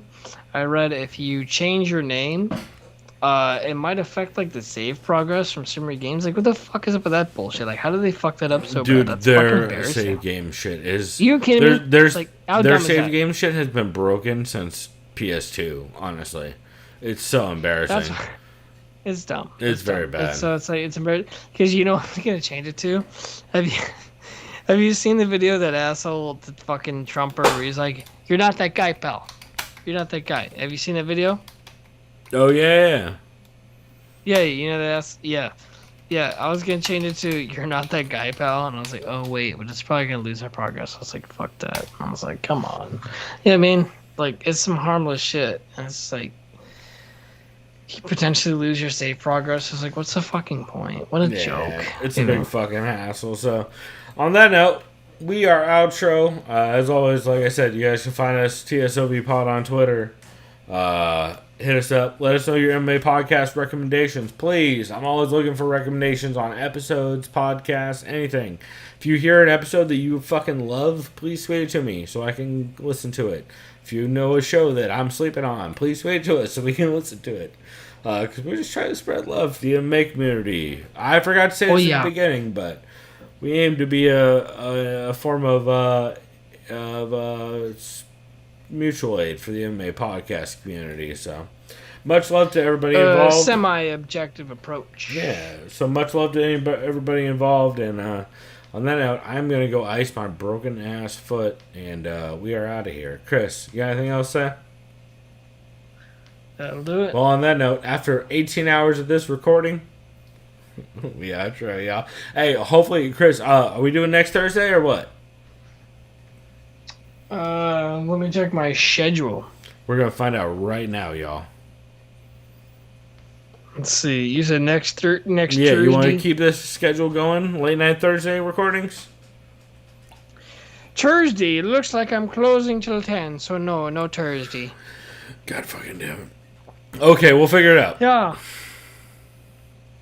We'll figure it out, guys. Alright, well, I will keep you guys updated. And until then, go do something decadent. We out, y'all. Light. We miss you. We'll be back soon.